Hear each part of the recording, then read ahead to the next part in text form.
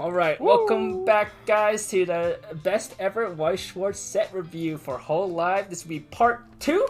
Yesterday we did Generation 0, 1, 2, 3, and 3, 1, 2, and Gamers. If you missed that, check out our VODs, and maybe I'll upload the videos, the VOD as well, onto YouTube if I don't get lazy. You're just showing legs. Wait, that's arms. Yeah, that's cool. It's right there. I was holding it. And then today we'll be going over Generations 3, 4, and 5, as well as after the end of the stream we'll have Mr. Ryan Whibley, our guest for today, be showcasing some of his drafted deck lists for the upcoming Hololive set. And he'll talk about what makes those decks interesting, or good. Or doesn't. First person in chat to get the BGM right. Can we mod them? Wait, I can mod them, but I don't think you would be happy if I mod them. Yeah, that's not. Alright, so this is all the 0th gen. I guess we'll go over back to the ratings. We'll do exclamation point ratings that I have now. What did I do score? Alright, so 1 stars are cards that are not worth picking up. These are pretty bad. 2 stars are niche or tech cards that might see play. 3 stars are cards that can be either 2-star or 4-star. We are unsure of this moment if it's good or not. 4 stars are staple cards that you're going to want to play in multiples of, and you will want to pick these up. And 5 stars are set defining cards, cards that will make you want to play this set. Alright, let's get right into it. I just find where 3rd gen is. I should said page at 113. Played 113. We're starting off with the 3rd gen. First card here, we have this 00 Marine. When this card is sent from stage to waiting room, you may pay 1 and clock yourself 1. If you do, look at the top 4 cards of your deck, choose up to 1 character from among them, show it to your opponent, and add to your hand. It's like Sheena from Da Capo, but worse, because it doesn't go to memory. It is sent to waiting room though, whereas like Sheena and I think a couple other the ones that saw play that are this profile are on reverse. So like you can actually like use this kind of card to get yourself de-stuck at level 0 and push yourself to level 1, which is like a merit. And for what it's worth, Hololive like clock self effects are almost non-existent, and this is actually the best clock self effect in the set. Really? I think I prefer the Aqua to this actually. Really? Okay. I really value the selective clocking that Aqua gives you. That's true. That's good with like color experience. Yeah. This card gives you deck speed though. Deck speed's pretty nice. But the color's a bit awkward because like you got better cards that you can splash in at yellow to fix your yellow. I also feel like deck speed in this set hasn't really seemed like an issue. Yeah, I agree for the most part. I still think that this card's probably a 2 though, because it is one of the. I still think it's maybe the best clock self option in the set. It's a card that's worth looking at if you pick up Gen 3 TDs. That's fair.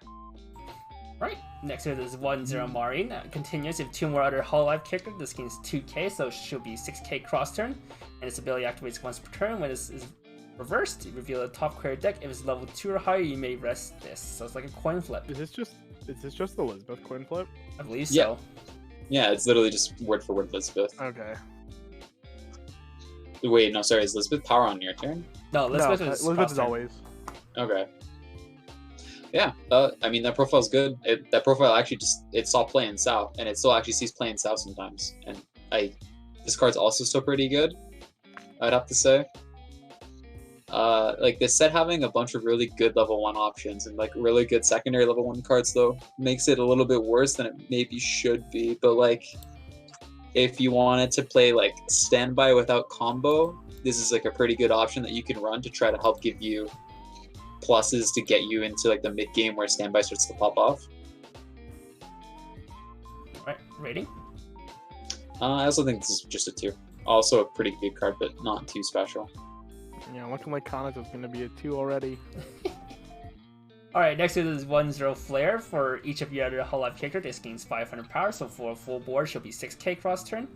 And she's Climax combo. When this attacks, if you have the choice CX in your Climax area and you have their Hololive character, you may look at the top card of your deck, choose up to one Hololive or 3rd gen event below, and add to your hand. And then you may pay the cost by paying 1, and then if you do, Twin Drive. So this effect is the same one from South Temp. This card was like actually pretty decent because of the choice. And like the event that it grabs is actually like pretty solid too. So I don't think that's actually a problem that it grabs it. I think it's actually like pretty solid for a TD combo. Yeah, I mean, isn't this word for word the same combo? Yeah, as it's literally the same card except it has 3rd gen event in it. So it's better. So I think the power condition is different. I think the power condition on the other one was better. That's fine. I mean, But it's so fine. yeah, the South 10th combo like literally did see play and was actually I think the higher placing deck at WGP Japan finals. I think it was. Yes. For South 10th, yeah, because they had two South 10th decks, and the higher placing one was actually 8 choice, and like Yeah, it was pretty good. I had fun playing it. Like the combo works in that set, and there's no reason why this combo wouldn't work in this set. Is how I actually want to think about this. So if you like wanted to play 8 choice, this is probably the better choice combo to be playing because it plays into 8 choice better. But as like a choice level 1 plusing combo, I don't think it's better than the booster Watame. So I still. Sorry. Coordinate. Yeah, whatever. Well, Tommy just sucks. I would actually play this over Watch. Can we talk about Watame when come there? Yeah. So I actually still think I'd probably give this card a 3. I think it's like still a perfectly reasonable combo and like actually worth considering if you wanted to specifically play like an 8 choice deck and like play around choice trigger. Also has the brainstorm. Yeah, it also has the brainstorm as every TD does. So you can make this card pretty huge, which is also a pretty good merit. Nice. Alright, next we have this TD 2-1 Flare. If you're level 2 or higher, this gains the following ability. Act, pay 2, rest your TD Noel Brainstorm we just talked about, and this card. If you do, choose a 3-2 TD Rushia Climax combo in your hand and place it on stage in any slot. It's also a level assist. It spawns Rushia. Kevin likes this. I do like this. It's pretty solid, I think. That is pretty actually good. Yeah, the Rushia combo herself is like actually not that bad if you get it out early, and the fact that like this can play it early for relatively free, quote unquote, it's like actually pretty desirable. It's not like you don't free. It just lets you early play it. Yeah. You know what I mean? Like, yeah, it just becomes an early play, but then Rushia herself lets you summon another character for free. Yeah. Combo summons another character for free, and then she's also still a 10-5 healer with Hand Encore. Or sorry, not a healer. Yeah, not a healer. I'm sorry. She's a 10-5 with Hand Encore. Yeah. She summons a dude from grave or salvages one. And then, no, from hand, right? Oh no, it's from grave. Yeah. So you spawn one from waiting room. Necromancer. We'll talk about it when we get to the combo. Yeah. But like just know with the whole package, she does hit, I believe, 14k. 13? 13k? Yeah. 13K. Oh, you have the dude on the board, so yeah. Get a brainstorm. Yeah. So like this card. PD All-Star right now. Yeah. So like basically the bottom line is the TD Rushia is like actually a pretty decent combo, which kind of makes this card actually pretty decent because it gives you a good way to play around it. So I actually think that this is probably just a 2. And then if you wanted to build the TD Rushia combo, like because you like Rushia, then like this is an auto include kind of card. Yo, that's me. Alright, next here is 3-2 Marin, and when this card is placed on the stage from hand or by the effect of the 3-2 Rushia below, you may heal 1. When it attacks, you may pay 1, discard 1. If you do, choose up to 3 Hololive characters this turn. It gains 5, they get 500 power and +1 soul. It's so cute. It has the effect to be spawned from grave. Wow.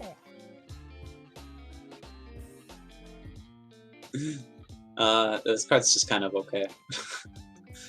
It's like I don't know. I don't really think that this card's particularly good. And like, if you do actually play the TD Rushia combo, I actually think most of the time just like spawning another Rushia is probably better on your first combo turn, and then every combo turn afterwards, you would want to probably spawn this to heal. and heal down. And then I think like that's all this card really does. So if you play the TD Rushia combo, you probably play this. If you don't play TD Rushia, I don't think you really play this. I think this card's effect is pretty neat. The fact that it picks 3, right? Yeah, it's a bit more flexible than like the usual the usual way that this effect works. But I still don't think that this effect is like particularly good, because all it really does is it like gives you the ability to like dictate a side attack or not on your finishing turn. Yeah, my biggest issue, I would like this card more if it said repeat this effect 3 times, give a Hololive character 500 in a soul, but it doesn't. So oh yeah, because then you can pump 1 land too, and like guarantee sides and whatnot even without CX. Yeah, would have made this card better. So I like for now, I think this is also in the same boat as the 2-1, where if you play the Rushia, you want to play this. If you don't play the Rushia, you probably don't play this. So I'm just gonna say it's a 2. All right, sounds good. All right, next we have the 0-0 Pekora. When this card attacks, you may choose one of your other Hololive character. It gains 2k for turn. And to start your opponent's attack phase, you may pay 1. If you do, this runs to the back row.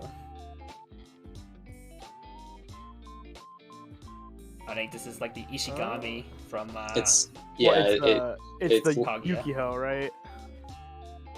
I don't know who Yukihou is. That's the one that's the first one. This is from Million Live. Yeah, Yukihou for Million Live, and then Ishigami and Kaguya. Solid profile. Card's it's a good. +0 with some like extra utility on it that's always relevant. I'm still not particularly a huge fan of like the way it pluses. Like I don't really like stock pluses unless they're doing something really impactful. And like being a 2k power pump is pretty good, but I don't think it's good enough most of the time unless you have a very specific deck in mind where you need that 2k power to like get a reversal level 1. But yeah, so I think that this card's also a 2, and it's one of those, if you play like an on reverse combo, you need the power. It's a good option. If you don't play those on reverse combos, then it's not really a card you want to consider. Right, rating? 2. All right, next with this TD00 Noel. If you have 2 more Hololive characters, your 1-0 flare combo and your 3-2 Risha combo both gains 1k. And so 5-card Brainstorm. If you play these combos, you want to play this card. If you don't play the combos, you don't play this card. It's a 2. Alright, we had a question about these Brainstorm. Is the low power the reason why it's a Brainstorm 5 instead of 4 now? Probably. Yeah. And so effects are balanced in Weiss. It's better effects cost more base power, and then they make every single card a vanilla, so like a 0 would start as a 3k, and then they add an effect and remove the power equivalent to how much that effect costs. It's how power budgeting works in Weiss Schwarz. It's all balanced with math. Yep. It's not like Yu-Gi-Oh where they choose a random number. Like here, you can have this. But I like random numbers. It's funnier. We have this 0-0 Noel. When this is placed on the stage from hand, if you have 2 or more other Hololive characters, you may draw 1. If you do, discard 1. When it attacks, look at the top 2 cards of your deck, choose 1 card from among them, put it back on your top of your deck, and send the rest to waiting room. I wish this card was just an Arisu. Sad. Yeah. It's like, draw drop has kind of come back in recent times as like a decent enough utility effect, because it's usually tied with the top trick filters. So like Quince has it, Data Life has it, Goblin Slayer, a whole bunch of other sets. Am I crazy? Okay, whatever. Yeah, like it's starting to come back a little bit as like a desirable utility filter, because it actually plays really well into standby. It gives you extra reach to try to get your standby targets, as well as giving you a ditch out to ditch those standby targets. Or sorry, actually reach for standby climaxes and then ditch standby targets. But like for the most part, this is not that. No, it's kind of similar though in the sense that it still tries to dig you for additional standby card or standby triggers. It's just the issue is that you have to attack with this, whereas like the commonly played ones do everything on play, so you don't always have to attack with it. So like the Arisu and Quince, or like the Arisu and Data Live, you play it in the back row once you get level 1 onwards, and you never have to attack with a really bad card to get the effect off. Whereas this card you have to attack, and you have to commit front row slots to like make it useful, which in standby specifically is really bad because you're trying to make the best board possible. So I think this card is not really that good unless you're very specifically playing standby.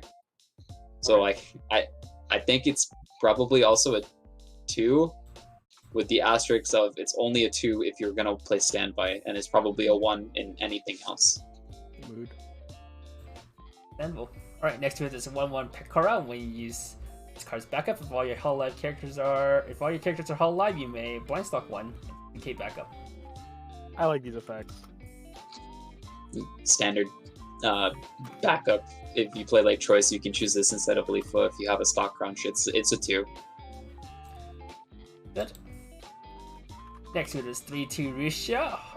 If you have 2 or more Hololive characters, this gains 1/5 power and hand on course. So it should be 10/5 cross turn. And when the Pants Climax is placed in your climax area, if this is in the front row and you have another Hololive character, choose 1 Hololive character in your waiting room, add it to your hand, or place them on the stage in any slot. If you do add it to your hand, you may choose 4 cards in your opponent's waiting room, and your opponent shuffles them into your deck. Place the character on stage. That character that you summon gains 2/5 until the end of your opponent's next turn. I think I like this card the more I think about this card. I could actually kind of believe this could see play in like constructed Hololive decks outside of TDs. Yeah. So like currently Japan has only really been playing with TDs only and like TD only events, and like the 2 best decks so far have been playing this combo or the Mio combo, for what it's worth. And I actually think that this is like one of those TD combos where you can actually consider it in a real deck, like Jason said, because it's like actually not too terrible. You can early play it, it's sticky, you can make big walls, you can loop healers for free, and then once you hit level 3, it can also be like a pseudo finisher with the shuffle back, and it helps give you extra reach to try to kill your opponent. Oh, it's always like helping you push damage too, which I think is really sick. Like I am a fan of this combo. Like I feel like if this combo kind of did anything else, though, it would be a lot better than what it is right now. Like if it healed or something, or just whatever. But like because it's kind of vanilla, I'm just gonna say it's a 2-star for now. Sorry, Kevin. 5-star in my heart. No worries. Yeah, just like my Coronet, I understand. Alright, we got this 2/1 Hololive 3rd generation event.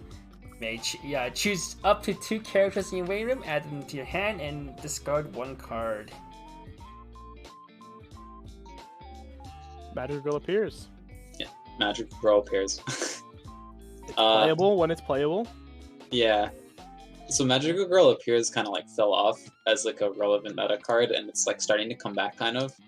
And I still think that like it's a pretty good utility in filtering if your deck very specifically needs it. So like if you need to sculpt very specific cards, this is probably a card that you want to consider playing. Notably for the deck where, with Rushia, actually.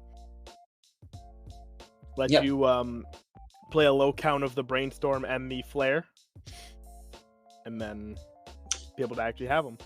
Yeah, so like if you did want to build around that Rushia combo, like you don't actually have to play the Noelle as your main Brainstorm. You can play like an actual good Brainstorm, and then play like 1 to 2 Noelles, and then you can use this event to guarantee you get the Noelle at level 2, so you can early play the Rushia. So it's nice consistency, nice filter. And then you can play this outside of that Rushia deck as well, and it would also be pretty good. So I think that this is also just a 2. Kevin just jiving. He's jamming out. I'm just jamming to Risha's BGM while wallow away. We should probably change BGM. No, this Kevin's BGM is so good. focus. Alright, we have the 0/0 Flare. She has Bond, discard 1 to the 1/0 Noelle below. And she has Resonate with the 1/0 Noelle. And then you also have to rest this. At the start of your climax phase, you may pay the cost. If you do, choose one of your Hololive character. This turn it gains 1/5 and the following ability. When this card's battle point is reversed, you may send that character's stock. If you do, you kick the bottom stock out, so a stock kick. This card sucks. Like, sorry. I love Flare, but the art's really cute. So Giving like cards that give like hard removal, like stock kick or clock kick or whatever, are really good. Like those effects are really good right now. When like standby is relevant, there's a lot of like relevant utility you want to remove from the board. But the fact that you have to play a really bad 1/0 to get your utility effect off, like kills this card completely. Yeah, this Noelle is so bad. Yeah, like they're trying to push flavor, but if this flare was more of like the standardized profile of just tap, give something stock kick, and then do some other utility effect, it would be a really good card. But because they wanted to go flavor route and make it so you pair flare and Noel together, this card's horrendously bad. Yeah, and I don't think it's worth playing whatsoever. I think it's a 1-star. Yeah, look at this. Even the art doesn't even match if we're trying to do flavor. At least, why is this on the SSP? They didn't want to make them. They didn't want to make them both the SSP arts. Yeah, this should have been SP to match with this SP. Yeah. Like, what the hell? I actually think if the other flare we're gonna talk about was the SSP, it'd been a lot better. Yeah. Because that card's like actually a lot more playable. All right, next with the 0/0 flare. When it's placed on stage from hand, you may pay 2. If you do, look at it. Choose one opponent's characters, return to hand. And when it's placed on stage from hand, you may pay 1, discard 1, and choose one Hololive character in your wave room, add to hand, then choose one other Hololive characters, and this turn it gains 1k power. I actually like this card a lot. I like the modular effect level 0s, like these kind of things. Like the pay 2 bounce, it's actually pretty decent sometimes in like the right circumstances. And then also while being a drop salvage means that it maintains relevance, even when you don't want to bounce things. Yeah. I said this with the Choco. Drop salvage is just good utility, and then if it has another good relevant effect, then the card's just good, and you would want to consider it. And like, pay 2 bounce isn't always going to be good in every single matchup, but in matchups where bouncing cards is good, it'll be a really strong effect. And the fact that you have bounce tied to a level 0 means that even if you get level stuck at like 1, and your opponent is playing standby and they go to 2, and then they start putting out like really scary level 3s, you can still deal with them immediately. And I think that's really powerful. Mm-hmm. But like at the end of the day, it's still just a utility card, so I'm still just gonna say it's a 2, and I don't think it's anything better than a 2. Right, good. Next, we have this 3/2 flare. During your turn, if all your characters are Hololive, this gains 2k power, so she'll be 12k on your turn. You may pay 1. Send one of your characters from the stage to the waiting room. When this is placed on stage from hand, you may pay the cost. If you do, this turn this gains the following ability. This ability activates once per turn. When this card's damage is cancelled, you may deal 1 damage to your opponent. So cancel burn 1. And this ability activates once per turn. During the turn this card was placed on stage from hand. When this card's damage is cancelled, you may deal 1 damage to your opponent. So it's another cancel burn 1. Yeah. So this card basically has on play, you can double cancel burn 1. So this is a modified cost of a card, a double R from Kantai 2 called Yamato Kai. That card was paid 2 to give itself to give a character cancel burn. This is pay 1, sack 1 to give itself cancel burn. I actually think, like most times, I don't think you actually ever gave the cancel burn anywhere else except to the Yamato.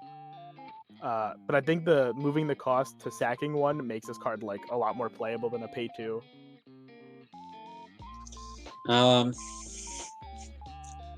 Yes and no. I don't know. So when I look sacking one's fake, right? When you're going for game, like sacking one's fake. So when you look at, so I think when you first originally read this kind of effect, you think to yourself, I have to give up my board. That sounds horrendous, because that was my first reaction when I read this card. But like, I think if you actually look at this more as like pay 1, ditch 1 instead. Yeah. So you play a card down that you're ditching, and then you sack it away. It becomes a lot more palatable. And I think in like that regards, this is like the single best off CX finisher in the set, period. It's just, there comes a caveat where if like you want to play standby, you don't have this option available to you in standby. You do, right? You can standby. Because if you're gonna slam a standby that turn, you can literally just stack a card and then put it back on the board. It doesn't actually matter. If you've already won the board and you're in a spot where you can do that, sure. But when it comes to standby, I don't really like those kind of play patterns, and I like to try to have the biggest, most stable board possible. So sometimes you don't like if you're not winning the board, right? If you're trying to push for game, which is what this card is. This is a game-ending card. This is not like a push value damage card. If you're slamming a standby to like push combo, like let's say you're playing the Nene combo, right? Because it's like the top end, I guess, for standby. You're not standbying a card to play the next turn. Yeah. Like a lot of times, sometimes you're not even standbying a card because you're like, whatever I standby doesn't actually matter because I already have my back row set up, etc., etc. I'm not planning on taking another turn. So playing this card down, sacking your 3/2 to just to standby that again because it's arbitrary, it doesn't matter. Is like a perfectly reasonable play pattern. I think that's like not stretching anything. Fair enough. Like I probably have to think about it more. But that was just my like gut reaction when I read this card. Yeah, it is a good off CX finisher. I actually think, funny enough, the fact that it can't give the cancel burn anywhere is actually kind of worse for Hololive as a whole, because like the finishers that you would usually want to pair this card with, actually, I think you would rather them have the cancel burn rather than Flare herself. But like still having a card with double cancel burn is like a pretty good finisher. Yeah. So yeah, giving a card like Coco this effect would have been kind of neat. But... Yeah. Giving Coco this effect would have been really good. I don't know. I still actually want to say it's just a 2 though, because I don't really think that this is like a card that you would look at and be like, okay, if I'm playing yellow, I always want to play this. Like this is one of those cards where you look at your deck and you go, okay, I need some extra finishing power. I'm in yellow. Okay, I'm gonna play Flare. Right. I tried to get her the 3. Like I didn't work hard enough. Discussion for 2. Nice. Yeah. Next to it is a 1/1 Flare, where this is reversed. If the battle opponent's level is higher than your opponent's level, you may send that character stock. If you do, send the bottom card of your opponent's stock to waiting room. Also That's known as an Adachi. Does this art actually do this? With the plushie? Wait, Yeah. I actually never noticed that. I don't know. Does it actually do that? The what? The What do you mean? see how plushie the- breaks over the border? Is that real? Wait. Okay, No, anyway. no, wait, that's Taya who did that. Fucking Taya. Oh my That's god, definitely wait, edited. she actually baited That's me. edited. I was like, wait, was it a shark plushie? It looks so scary. Okay. Adachis are good. You have 2 colors for Adachi now. You have blue, yellow, so you have options. It's a 2-star. Good card if you need removal. You can see the Oh my actual God, shark fucking- fin underneath here. Yeah, fucking Taya. Shout Wait, out to Teo, by the way. Shout out to Weiss Tea Time. She took extra time just to do this. God damn it. Alright, what was it? 1 star? 2 star? 2 star. 2-star. Adochi. She's at 2 stars. Man, they lost the opportunity to make IMA an Adochi. Alright, here's my favorite card. No 0-0 Adochi Rushia. Dochi. Auto alarm if this card is on top of your clock and you have 4 more Hololive characters at the start of your climax phase, you may reveal the top card of your deck. If that card is level 1 or higher, send to stock. And it's also a pay 1 rest self search brainstorm for 4. Alright, Ryan, hear me out. We give this card a 1 just to make Kevin upset and we move on. Wait, that's not how it works. It's not good for the stream. You should have made the first casino about this card. The first Gamba, nice. Yeah, you should have made Gamba about Rushia instead of Kanata. It's not fun when I you think target this my card. I think this characters. card's cool. Okay, This card's actually like really strong. I think. Himari, so we usually call this kind of alarm effect Himari alarm in the community because of Bang Dream. I don't know if that's a jargon on your sheet, is it? No, there wasn't No? enough Himaris back then. Okay. If you're listening and you weren't around for like old Bang Dream times, Himari effect is extremely good. It is an extremely good effect. Having free access to consistent stock charge without a condition, quote unquote, was absolutely absurd. To the point where you slam 4 anti Yeah, like bombs in your deck. like Bang Dream would get to the point where you would like just auto include 4 Himaris even if you weren't playing green, just to have the alarm effect. It was just that good. And like I think this card actually kind of falls into the same suit, even though it has an actual condition of having to top check a level 1 or higher. Like stock charge alarm is absolutely absurd, and the fact that it's tied to another super good relevant effect as with the taps off search brainstorm makes this card absolutely insane in my eyes. And like the alarm having a condition kind of sucks because you can whiff, but like you get information on your blind stock instead, so you can like have better turns and you don't like have that kind of fail case where like you Himari stock charge and then you're sitting at 4 stock next turn and you have to think to yourself, okay, do I need to pay 4 stock to try to clean my stock out for the potential of like climax is there or whatever. So I think this card is absolutely insane, and like every time you're building a Hololive deck, I found that I would put 4 of this card in my deck. When I start building it, I would always put 4 of this in my deck, and then as I started building the deck, if I needed to swap to Shion or Matsuri, depending on colors, then I would take her out and put her in. So I actually think this card's a 5 out of 5.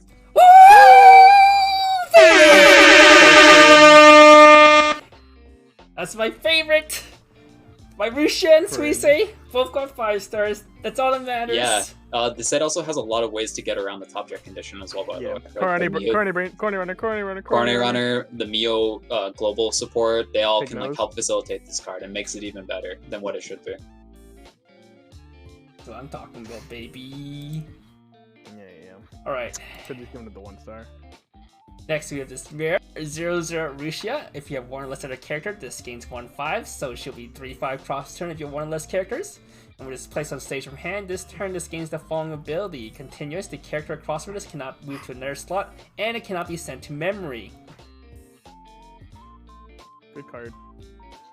It's identical. It's almost identical to the TD Coronet that we already went over. That we said was a good card. Stops But, memory at a with a worse. Stops memory just has a worse condition. Yeah, so the power condition's a bit worse. It makes the card a bit more awkward, but you get to deny memory, which like can maybe be relevant. Right now. I don't think So, it's like, relevant right now, but it meta-wise could be. In like the current meta, if we think about like the best decks, they don't really play memory. So we think of like Data Live, we think of Symphogear, we think of Kaguya, we think of Slime. They're not really like memories. All right, wait. Slime is kind of. Hear me out.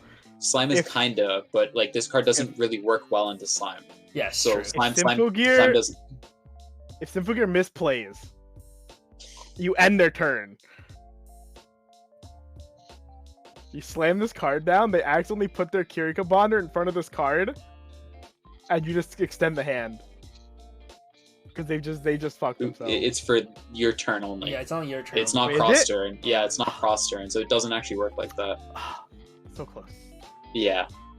I'm upset. That would have been so sick. So like for the most part, I think if you want like an anti-runner, kind of like oversized +0, you should always just be playing the TD Coronet instead of this. But like if you're trying to very specifically deal with like memory green, and like though. memory decks, Messiah. you would want to be playing this more often than not. So I think that this is just a 2, but like with the condition of I think it's slightly worse than the TD Coronet if you're trying to look for like a oversized denial level 0. Alright, next we have this 1-0 Rushia. This card can be played without meeting color requirements. She's also, when this card is placed on stage, you may sack one of your Hololive characters. If you do, reveal a top card deck. If that character is a Hololive character or a Hololive 3rd gen event below, add to your hand. And when this card attacks, choose one of your Hololive characters. This turn it gains X power. X equals to the number of your other Hololive characters times 500. So full field should give 2k. It has the 0-2 effect. Or no, it's played from hand. Oh, it's worse than the 0-2. Sad. You sack your Pekko. You get a We haven't card. even like gotten to the Pekko yet because Yeah. the Pekko is so like is kind of irrelevant for Flare. But yeah. maybe we should bring this up now. This set has one specific card that has like the Darling and Neve Franks effect, where on play you get a marker, and then if it has a marker and you sack it, you can bring it back for free. So you have like a card that you can like abuse quote unquote these like sacking effects. So the sacking effects become a little bit better than they might otherwise be. Is how I should think about, or how I think you should think about it. Hand neutral effects, it becomes like a plus, quote unquote. Yeah. Anyways, besides that point, I don't really think this card's very good. This yeah, I don't know, like a super conditional top check filter that can sometimes also get your Magical Girl Appears event at the cost of sacking a character. I don't really think that's really good. I don't think it's like a fair trade. And then like the Shima Kai power on attack is fine, but like not worth like playing a card like this just for that. So I think that this is probably a 1. Dodge. Right, next to this 3-2 Rushia, this card can be played without meeting color requirement, which is sent from stage to waiting room. You may add this back to your hand. If you do, choose a Hololive character in your waiting room, send it to stock. And when this is reversed, if you have 2 more other Hololive characters and the battle opponent of this is level 3 or lower, you may send the top card of your opponent's clock to waiting room. If you do, send a character to clock, so it's like level 3 clock bomb.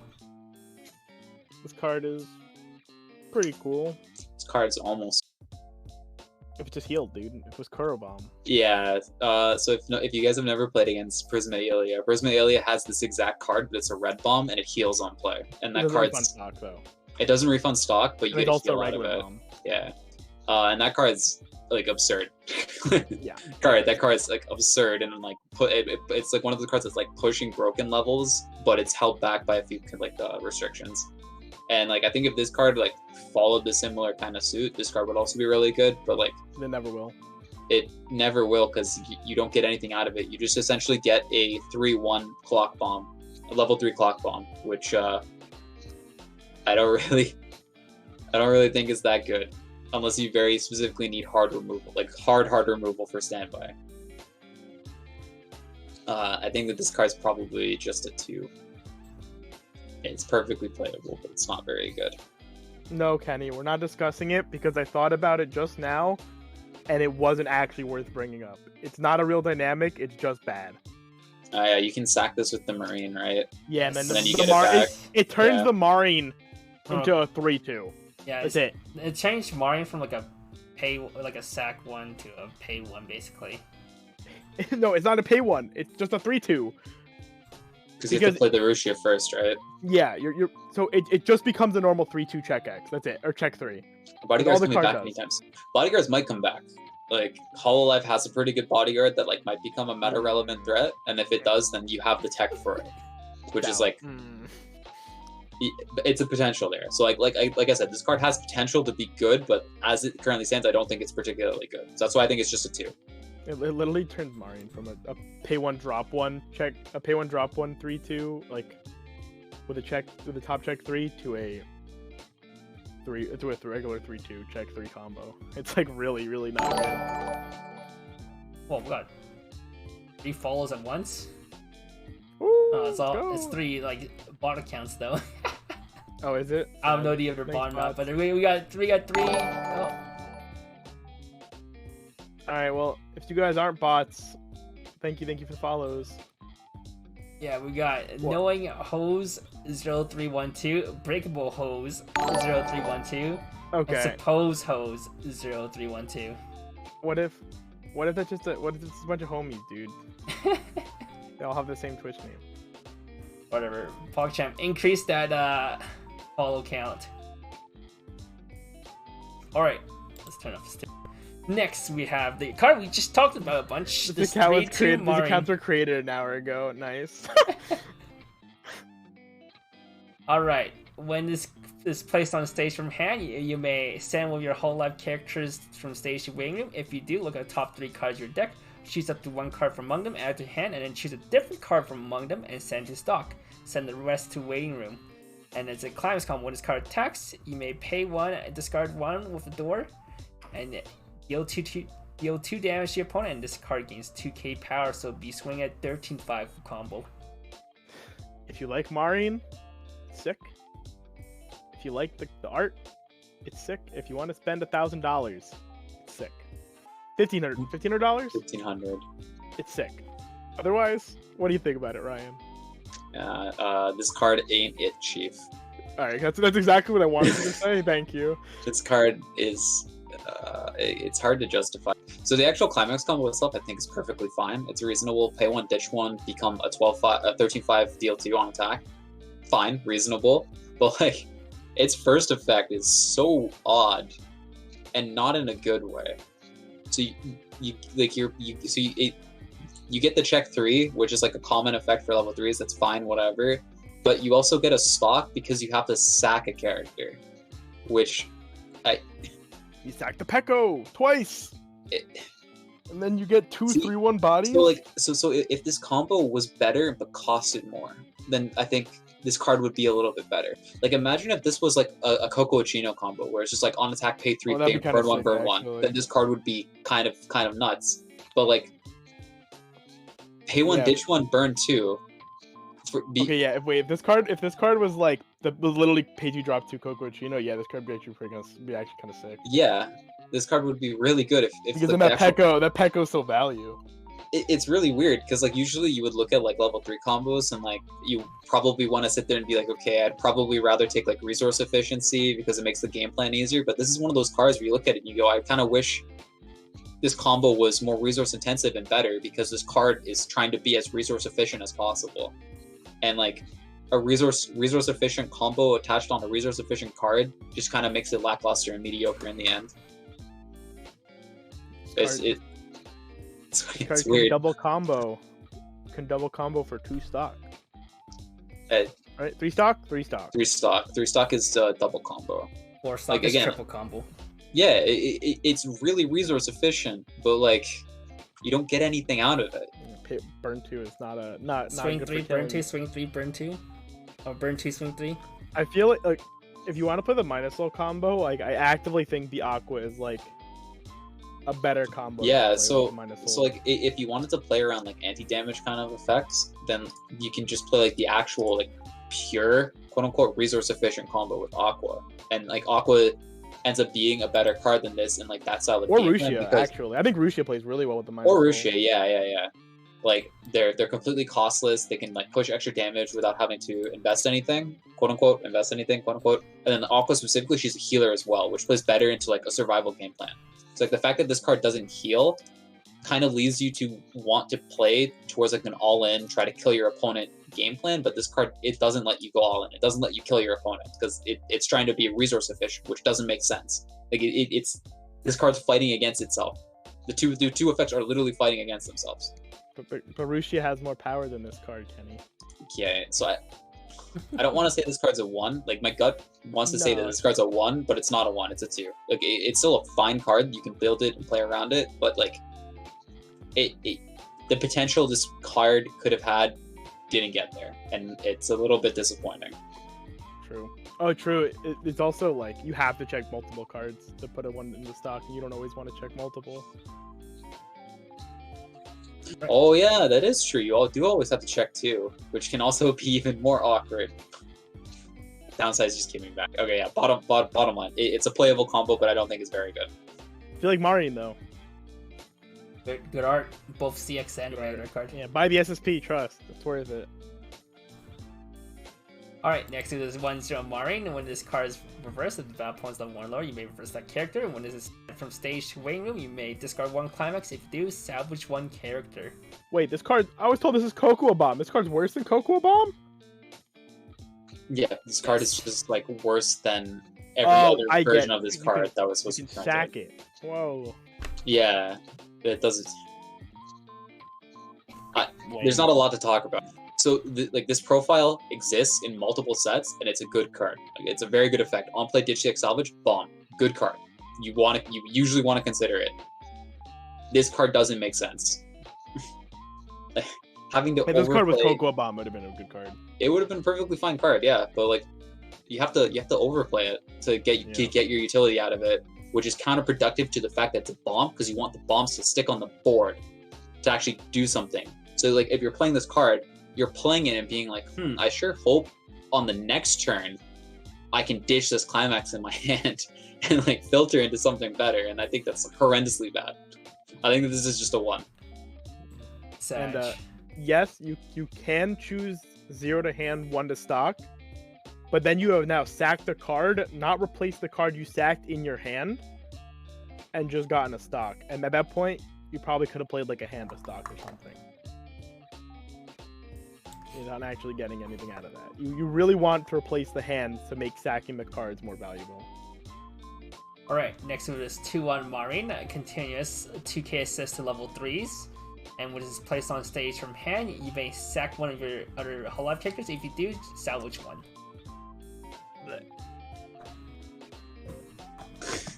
That face I make is the face I'm gonna make every time you say sack a character. Yeah, war crimes, baby, war crimes. Gonna be my gut reaction. I don't like this mechanic. Hololive as a set is not hard pressed for 2-1 supports. This set has an abundance of 2-1 supports in every single color, and I think that this is probably one of the worst options you can go for a 2-1 support. Like, filtering a card on your board into a card in your waiting room is like an okay kind of deal, maybe. It's flavor. That's why they're doing it. Like a drop salvage, dude. You also get 2k assist out of it. If the thing you're dropping is a cost 0. Yeah. Bad. Alright, let's go to the next card. Can we give it a 1? I think it's just a 2. 2, damn. I don't like it, but I'm not gonna say it's like horrendously bad. Alright, next is 0-0 Marin. When it attacks, choosing your Hololive character. This turn it gains 1/5 power. At the end of this card's attack, you may stack one of your other Hololive characters, and if you do, move this to a back row's position. It's like the Grisaya clean cut, but this card's so much worse. You don't have to reverse anything though. You don't. Yeah, you kill one of your dudes. What's worse? Maybe you're You, playing around on reverse, dude. Oh wow, and you nut drew this and your Pekka, and then you're like, oh, I'm so good. I think the way you should actually think about this card is that this is a clock yourself twice +0. So it's a on attack pump 15, clock yourself twice to +1. You mean heal yourself 3, heal yourself 4 because you cancel on 2 both times. This card is technically gonna rest itself. This card is not good. This card is not good. I think this is also just a 1. Yeah, this card's. Wait, okay, sure. All right, Kevin's like, all right, I would have given it higher, but you know, whatever.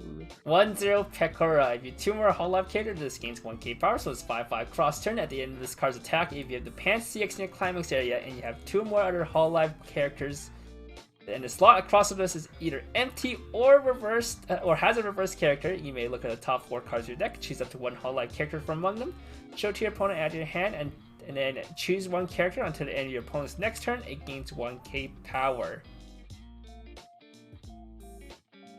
This exact combos existed before multiple times, but this is has like it? It's like Yeah, it's basically Minami, it's a Minami, but slightly better. Oh, it's a cross turn sure, power right, Minami, right. It is. but it's It's a better. Minami that doesn't need to technically reverse. Yeah. Okay, you're right. And- I forgot about Minami. Yeah, so back in the day when like reverse combos were the thing, Minami was a really good combo. Yeah. But then like the Minami fell off because reversing kind of became a bit harder to do and a bit more of an ass compared to just attacking. And So I think Manga that- getting printed.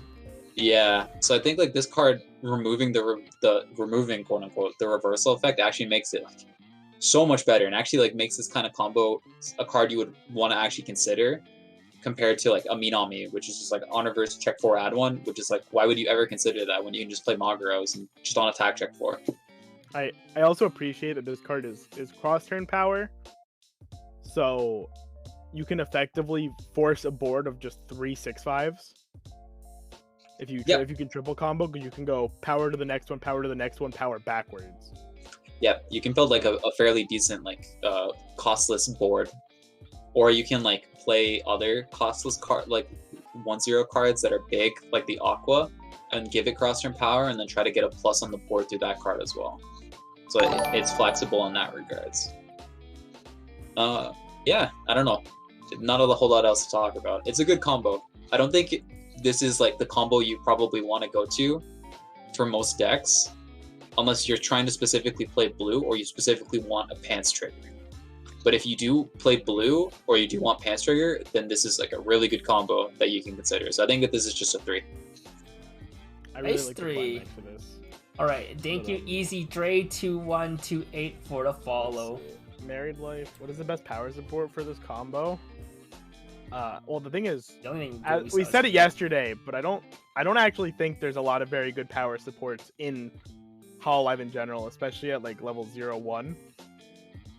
Mio is a good one, but it's only on Mio's turn. good, but it's offensive. Yeah, I mean Mio is good in So- context of this as well, right? Because it helps this card actually get We can reverses. we can actually kind of talk about this when like we pull up like the deck shells, but I actually think the best card to pair with this is the Choco Climax support. So like you can play this Global combo. No, Oh, the pants, Choco. right? So you can play this card with Aqua top end, 8 pants, and then you play Choco as like your climax filter to turn the pants into like a better plussing card, and then Choco has experience 2 tap, give 2k power for the turn. Yeah, So Oh, you can- right. So you can use that Choco to power pump the first Pekora to get over 1 lane, and then you can use the snowball effect that you get from the Minami. I'm so sorry. Excuse me. Yeah, yeah. To get the other cards over the next lanes. that's true. That's pretty cute. But we'll talk actually. about that more in the end. Yeah. Alright, next we have this 3-2 Noel. If you have 2 or less climaxes in your waiting room, this gets -1 level in hand, which is placed on stage from hand until the end of your opponent's turn. This gains 4 or 5 power and the following ability. During this card's battle, all your opponents cannot play backups from hand. All players cannot play backups from hand. And when this card attacks, you may pay 2. If you do, send the bottom 3 cards of your opponent's deck to waiting room, if there's a climax among them, and deal 1 damage to your opponent. I think this is like the second ever version of this kind of early play that actually got an offensive like damaging effect to it, besides like Shirogane, right? So Mhm. that's pretty nice. I like when these effects have something more relevant than just being bodies.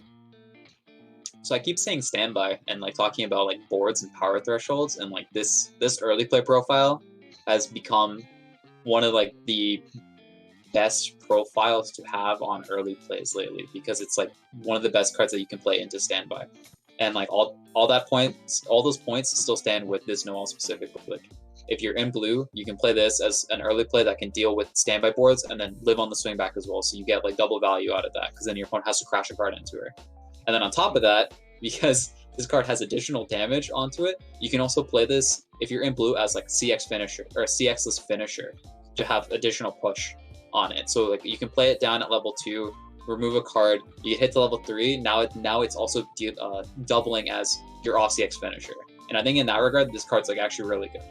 And it helped pay for its own cost for one of the attacks. Yes, because it lives. So you can, because it lives, the mill effect kind of pays for itself, because you get to swing twice with it. So you generate 2 stock. So it is really neat. I think this card is really good. It's just it's only really good if you need to deal with standby, or you need to deal with board-based decks in general. Like if you don't need to deal with board-based decks, then this card loses a lot of value. But like if the meta is what it is now, and like you have to worry about standby and think about how your standby matchups are going on, if you're in blue, this card's amazing. So I think that this is the 3. Nice. Sancho. Alright, next is this 1-0 in the whale. Bond, discard 1 to the 0-0 flare we saw earlier, and then resonate the 0-0 flare. At start your climax phase, you may pay the cost. If you do this turn, your gains 4k, so it'll be 7-5 on your turn.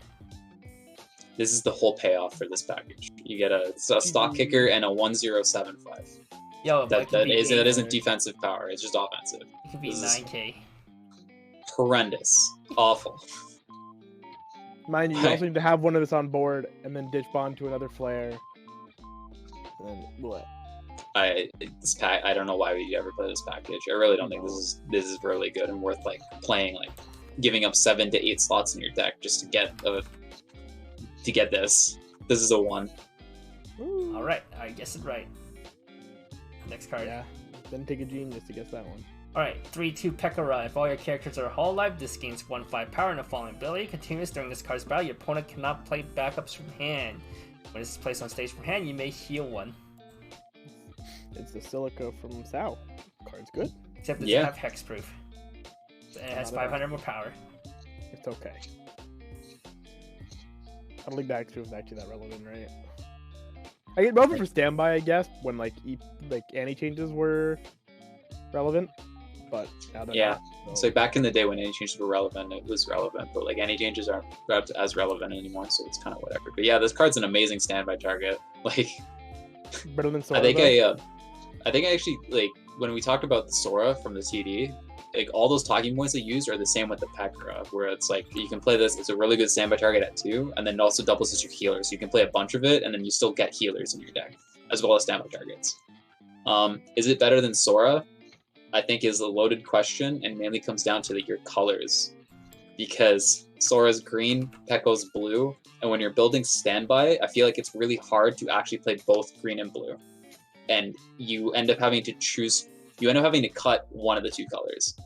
So I feel like blue's more relevant, right? Because it's your 2/2 color. No, because of the Luna 3/2 that's coming up later, which we can talk about when we get to it. But like the short and sweet of it is, I think blue isn't really particularly good in standby, which means this card becomes a lot worse than what it should be. But I'm still gonna say that this is a 2 because it's a good profile. And if you do like just play like no green standby with blue, then you would always want to be playing this card. Alright. Next, we have 2-2 Pekora. For each of your Hololive characters, this gains 1k power, so your full board this be 10k, and it's hand on core. Generic 2/2. The only talking point is what I just mentioned. I don't think blue is particularly good in standby, and it's really hard to play blue and have a good deck in my eyes. And so like the fact that this is blue means that you're kind of like locked out of having that generic good standby target unless you don't care about having an off-color 2/2. Alright. So I think it's also just a 2, but there's like a huge asterisk around using it. Next, we have this 2-2 Noelle. For each of her back row Hololive character, this gains 1/5, so double back row means she's 10k. And when this is placed on stage from hand, you have 4 more Hololive characters. You may sack 1 character if you do stock 2. blind stock twice. Oh, No, Jason died. Alright, Okay. I'll give my little spiel, I guess. So it's a 10k standby target that can potentially be a 2-0 if you so be it, but he's -1 after. Yeah, but it's only a 2-0 if you hard play it is the issue. So like it being a standby target is like the value's diminished there because standby's already trying to get these out for free. So like again, these like the two effects on this card kind of fight against each other and are trying to do conflicting things. Where like you want to be hard playing this, but then you want to be playing this in standby, so you don't hard play this. All right, rating. I think as a raw standby target, this is just worse than Pekko, and I don't really see any decks that want to be playing this. So I actually think that this is just going to be a 1. Feels bad, man. Oh, goodbye, Jason. Did that mess up your No, you're still fine. We just have a blank space in the very top now. opinions on playing in a 1k1 deck? What do you get from a 2-0 10k that you don't get out of playing like a Suisse early play or just an early play in general? Big true. Squeeze is also a 10-5 cross turn. You need to have 4 more So, like, to be a 3-1. Where you, like, so this is the issue with level 2 cards in Weiss, period. It's like because early plays are a thing and early plays are really good, it's really hard for level 2 cards to actually be good outside of standby. And like level 2 cards are only good outside of standby if they are absurdly broken and do absurdly broken things. So like the best example is like 2-1 Kirito from Alicization 2, right? Mhm. Combo is like absolutely insane. That card's like absolutely fucking ridiculous. So you play it, but like that's kind of the standard you need to be at for a level 2 card to see play, because like it's really hard for a card to fight against a level 3 card that like does things no other cards do in the game, like heal, cantrip, whatever you want it to be. So like I don't think this card hits the bar of being like a level 2 card that's good enough to be playing just in general because it's doing something absurdly broken. I think it's just like a very whatever mediocre card. Right. Next card. We have a 0-0 Pekora. All your Hololive character gains 500 power. When this is placed on stage from hand, you may choose a Hololive character in waiting room, place it face down underneath this as a marker. And during your turn, when this card with a marker is sent from stage to waiting room, if you have their Hololive character, you may return this to stage in its former slot rested. Oh, he's back. We have a Corone, just a Corone back. Okay, yeah, this is like the sack target we were talking about. If it wasn't obvious, all those sack effects kind of suck. And I don't think we gave any of the sack cards like a good score. So like inherently that means that this card isn't going to be good because this card only works with the sack effects. So like I think this card's a 1, honestly. And like you would only ever want to consider playing this if you want to play the Marine 3-2 specifically and like build a Marine deck. Alright, sounds good. Next, with a 0-0 Noel, a continuous 500 assist. To start your encore step, you may sack your Pants CX from your climax area. If you do, mill up to 3. Choose 1 level extra lower Hololive characters from the waiting room and add to hand. X equals to the number of Hololive characters milled this way. Often known as Operation Tornado on a climax combo.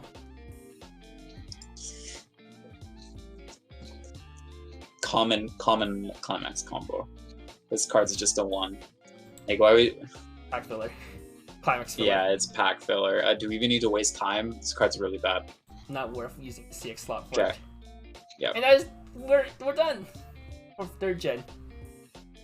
Then Overall rating for like Gen 3?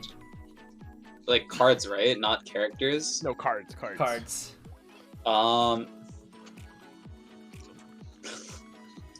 It's I weird. think it's like a 2 or a 3. Probably like a 2. I think Gen 3 is Prime. probably.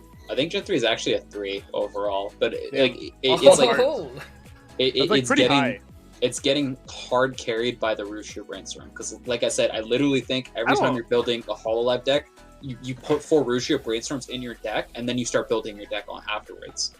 Oh yeah, dude. Wait, That's is my that a philosophy, fair too. is that a fair evaluation of That a set is- on 1 card? Yeah, because Rushia's that card that is- good. Shut up, Kevin. You're so I biased. love Shut up. Rushia. Yeah, but like I don't know that 1 card like a 3 is pretty good. I mean, Pekko combo's pretty good. I guess The Noah early play is pretty good. Okay. The Flare fine. off CX finisher is pretty good. Yeah. It's not as bad as what, Gen 1? I mean, Gen 1 is actually the worst gen. I'm sorry. Like, if you wanted to build a gen-based deck, don't build Gen 1. Smooch. Mode. Alright. We're starting off with a 0-0 Coco. If you're 2 more Hololive characters, you're a 1-0 Luna combo, and a 3-2 counter the combo, gates 1k power, and it's a Brainstorm for 5. Draw Brainstorm for 5. Don't need to talk about it. If you play these TD combos, you consider it. And that's I'm basically actually it. I'm actually surprised you put all of these in the thing. So, I feel like just doing the one would have been fine because I- they're like the I same def- to all of them, right? I definitely think I said in the notes, like, just put them with the combos, but production. Yeah. It's okay. Fair enough. Teo works hard. There's no need to. It's a she 2. did that flare at it. That was pretty sick. It's a 2. If you play these combos, you play this card always. If you don't play the combos, then you just completely ignore it. Yeah. And that's just how it goes. Oh, baby. Coup de Lune is probably like the worst level 1 combo. Probably the worst. But we'll see. Alright. 0-0 Sick. Watame. When it's placed on stage from hand, you may pay 1, discard 1 climax, salvage 1 climax, either known as a climax swapper. When damage dealt by this card is cancelled, you may send it to stock. This is a good CX swapper. I did find where Precon CX swapper went though. Hololive just stole it. They had to get like 4 of them, so you know Precon couldn't afford to get one. Yeah, CX swap is pretty good utility, but like it falls into like I feel like it falls into the same like utility kind of argument where like you kind of have to have something else on it to justify the card, but then on top of that, CX swap specifically also have to be playing like the right kind of climaxes to justify it. So like you want to be playing like bars or pants. Unfortunately, this card. Fortunately, this card's second effect is really good. It's a little awkward, I think, on a utility card, but like free stock is free stock is how I think about it. I think that's like an effect you're always okay with having, regardless of the card it's on. And then this set has really good pants combos. It has really good bar combos. So I think this card's just a very easy straight up 3. Nice. Good card. Which I think is like the first utility card I've ever given a 3.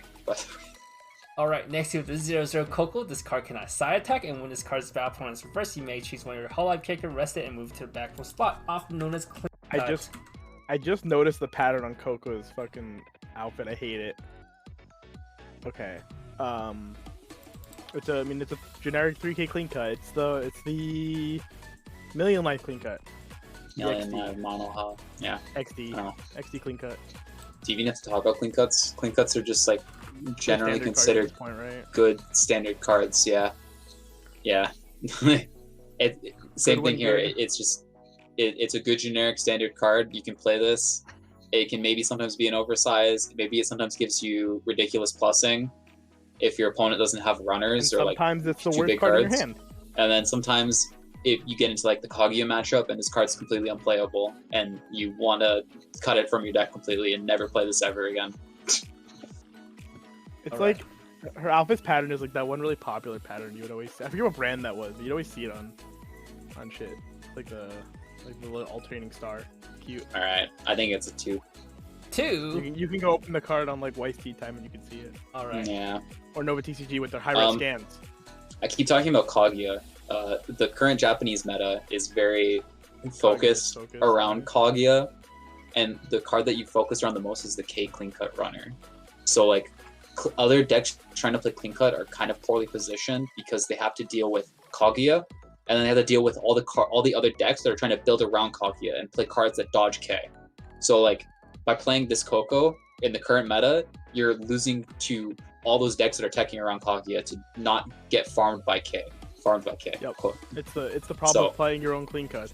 Yeah, like I think clean cuts are not very good in this current meta. Unless your deck like is so strong off resolving a clean cut. Yeah, I agree. Like I think like something like Mushoku can really play its clean cut because its back rows are really good. Yeah, like even like then, like Mushoku still has the same problems where like if you try to if you lean too heavily into the clean cut, then like you just kind of fall apart when you play into like those matchups that are trying to completely stop clean cuts. So I will say, if the meta was different, I would say that this card's a 3. But I think in like this current meta of September 30th, 2021, I think clean cuts are not in a good spot, and they're not they're not well positioned. So I want to say it's just a 2. So my issue is I don't think clean cut effects are ever by the strictly rating ever really a 3, because the 3 is like a card that could be a 4, could be a 2. We don't know yet. 2 would be like the standard effect that you'll play it. It's a good card, right? So I think clean cut's like always a 2 by nature. All right. Or a 4, I guess. Yeah, it could be a 4, I guess, in the right meta. Next to this 2-1. But a 4 for a clean cut seems really cringe. Unless it's like K clean cut. Next, there's 2-1 Watame, continuous level assist, and then act the rest of this. Look at the top 2 cards of your deck, put them back on top in any order. It's fine. It's like a super okay effect. Yeah, so rearrange top 2 is like pretty good utility. It's like something you probably want to be doing constantly in like the mid to late game, so that's pretty cool. Relevant as well with Rushia. Yeah, it's just color's a bit awkward. Yellow specifically has better options for back row supports with like 2-1 Coco, 2-1 Coronet. So like playing this card like to help you color fix is like loses a lot of value there. And then conversely, Gen 5 TD got this exact card as well in blue as well. And like blue is like a slightly better color in that regards because it helps color fix a little bit better. So I think that this card's just a 2. Yeah, but Lammy got it right. Whatever. I think it was Lammy. 2 it is. Yeah, it's Lammy. Next, it is 3-2 Watame, and when it's placed on the stage from hand, you may discard 1 climax. If you do, choose 1 Hololive character in your wave room, add to your hand. And then when it's placed on stage from hand, you may pay the cost. If you do, choose 1 climax in your wave room, add to your hand. I love it when a TD card is better than an SSP. Yeah, you know that Mel SSP? This card's just Mel SSP better. That's really cool. I don't even think this card is like super amazing, but it's like when you want it, it's good. Yeah, I also don't really think that this card's like super amazing, and like you sit here and go, wow, I want to play this in every single deck I have. It's just like double fix is pretty cool though. It's a neat utility card where if like you're playing yellow and you're like playing like a pseudo all-in like hyper finisher kind of top end that has to guarantee it has its climax at the exact moment you need it, then this is a good tech that you would want to consider. Otherwise, like you probably just ignore this card and then you just keep it as like a potential option. So I think it's just a 2. Really good with Coco, actually. Okay. Coco super low investment, so you can afford to actually field this down, and then ditch a CX, ditch like a whatever climax, especially for like bar choice or something, right? Ditch a CX, grab a Coco, pay 1, grab her climax, pretty neat, and then all in on that 1 lane. Pretty cool. All right, next it is 3-4 hashtag Hololive 4th generation event. Discard 3 Hololive kickers. If you do, deal 4 damage to your opponent twice. It's like the 3-7 event, but worse. Yeah, it's exactly just like the 3-7 million live event, but it's kind of worse. It still like gives you a way to play CX's finisher, CX's finisher, quote unquote, like realistically. But like the upfront cost is so heavy, and like it's really hard to actually play around and build around this deck. That it's hard to justify this card. Yeah, I don't know. It's not a 1, but it's like a very weak 2 in my eyes. It will steal games. It has relevance for a card later on that's actually like pretty solid, I think, personally. A4 ditch 4 opponent cancels twice. It'll just, this will steal games sometimes though. Yeah, it could be played in a standby deck. Like, if you need CX's finishing, then like you have this as an option, but like it's just like a really hard upfront cost to have for a CX's finisher. And like the Million Live 3-7 event had the exact same problem, but like Million Live 3-7 Million Live as set had ways to like play around the event and make the event slightly better. And like I think Hololive is lacking those cards, and it doesn't really have support. So instead of like building around and playing the 3-7 event, this 3-4 event is just a card that you would include. This card is just in reality is a card you're just going to look at and say, this is a card that is just a mandatory cost if I want to play X other cards in this set. That's it. but the card itself is. All right. What was the rating? 2? Yeah, low 2. I remember that now. I turned it off. Sad. I thought we were gonna move on, and you guys talking. All right, 00 Toa. This card has a marker underneath it. This gains 2k power when it's placed on stage from hand. Review the top card of your deck. If it's a Hololive character or the event we saw earlier, you may put underneath this card face down as a marker. Look at my hat. Wow. Hey. Little ears. I love Toa. I already talked about the Aqua version of this. Like I'm a huge fan of these plussing level 0 profiles because it gives you utility that stays relevant throughout the rest of the game. And like I actually think this variant specifically is better than the Aqua because I think the extra 500 power is actually more relevant right now at level 0 than the +1 level. So like it just falls into that category of it's a plussing 0 that you can play if you need to splash for a specific color. Otherwise, like it's just a card that you can consider. So I think it's just a 2. Right, 2 it is. Oops. Next with is 10 Toa. When this Climax is placed in your Climax area, this gains 1k power and the following ability. When this card's battle opponent is reversed and you may send this to memory. If you do, at the start of your next draw, summon this back from your memory in any slot. So it's a time machine. It requires you to play a CX. Good art. Meh card. I actually think this is the best possible version of a time machine profile you could get, actually. Because I feel like one of the issues with time machines, specifically, is that like you have to reverse, and they're usually very small. So like this having an extra loophole, but the loophole makes it bigger. I think actually makes this card a little bit more desirable. But like you're still getting a very low quality plus when you're playing this card. So I don't think it's like particularly good. So I think it's just a 2. Counterpoint, you can't bomb generic time machines on like off turn either. Good luck, just come back. All right, next is 10 Luna. When this card on stage gets -1 level, so it'll be level 0. Climax combos, send the top card stock to waiting room, or send the level stock soul CX from your Climax area to your waiting room. When this attacks, if you get the level stock soul CX in your Climax area, if you do, you may pay the costs. If you do that, choose one of your characters and this card, and they gain the following ability. When this card's battle opponent is reversed, you may choose one Hololive character in your waiting room, or the 4th gen event in your waiting room, add to your hand. Double boomerang, but it has an option to dodge one stock cost for a sack, which is kind of cool, I guess. It makes the boomerang a little bit better because it's like a pay 1 plus 4. Or right, like pay so yeah, you can. 4. So if you play this combo and you field multiples, like you can plus an absurd amount on a single turn, but you're playing an on reverse combo that's 5500 power on a stock stall. Yeah, that's like a horrendous combination. In reality, yeah, it's choose one of your others, and this card. Oh, the fact that it's this card is so sad. Like, I get the idea is like you play this down with the time machine. So you play 2 of these, the time machine. You give 2 reverses to the time machine. So the time machine gives you a +3, but it's still like a 6k on reverse combo. I don't know. I don't really think it's very. If this good. was a bar, I think this would actually be like. Yeah, if this was a bar climax, it would probably be a lot better. But Stock Soul is. Yeah. I'm just gonna say that this is a 1. Alright, technically it pays for itself twice with CX. True. Stock Soul does help it pay for itself. I think the original double boomerang was a Stock Soul too. The one from Gurren. Alright, 2 on Kanata. Climax combo, send this to waiting room. When your level stock soul is placed in your Climax area, you may pay the cost if you choose the 3/2 Kanata CXC from your hand and place on stage in this card slot.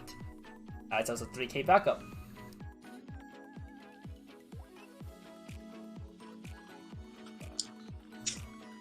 I'm biased. I think that so you only play this card if you're playing the 3/2, like full stop. That's all you need to consider. So we can kind of ignore this card for now, and then talk about it when we get to the 3/2. So for now, I'm just gonna say it's a 2, and we can just leave it at that.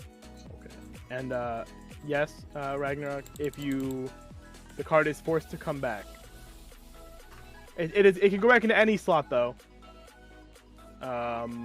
It doesn't have to go back to this put former it slot. into another slot if something else lost. It goes to any slot. so it doesn't have to go over the card if you stand by over itself specifically.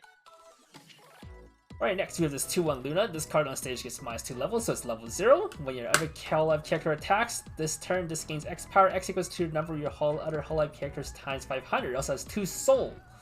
So if you have a full board and your characters attack twice before this gains 4k, so it'll be 12-5, 2 soul. Wow. Level 0. The baby. It's like all the same talking points we had with that 2-1 TD Matsuri, where like you can play this and like you can use it as like a pseudo early play like removal kind of card because it gets relatively big, and then it has 2 soul. So it's like a card that you can sit there and consider, but like I'm not really a huge fan of it. I don't think it's particularly good. So I'm just gonna say it's a 2. I do think having the 2 soul is pretty cool. All right. Next, we have Ryan's favorite card, TD 3-2 Kana, not the Kana that's in our poll right now. Predictions. When this card is placed on stage from hand, you may heal 1 at the start of your start of your attack phase if you have the level stock so CX in your climax area, and this card's in the front row, and you have 4 more other Hololive characters. You may choose 2 Hololive characters in your way room, add them to your hand, and send the add up to 2 of them to your hand, and send the rest to stock. How do you like it, Ryan? It's my girl. Yeah. So, the card. So this card gives me flashbacks of like Hanekawa Monogatari back in the day, of like a hyper compression. You'd play this and then you can like hyper compress on a single turn, that then you can loop into more hyper compression. And then the fact that it is a 3-2, but you have a 2-1 changer, which is the backup that can spawn this out for free. So you can get an early play healer that then refunds itself climax combo, which then also helps lead into like a hyper compression kind of game plan. So I think that this combo actually like has some merit and is worth building around. But like, if you're trying to build a competitive Hololive deck, I don't think you would ever consider this. All right, rating. It's also just a 2. Like it's something you can like build and play around, but it's not really. You will, right, Ryan? Of course, I bought 4 SPs of this. Of course, I will. All right. Next card, we have this double R10 Watame. During your turn, 2 more other Hololive character. This gains 2k power, so 6-5 in your turn. When it attacks, if you have the choice CX in your climax area, and you have another Hololive character, mill 2, and then choose 1 level extra lower Hololive character in your way room and add to your hand. X equals the sum of the levels of the cards milled.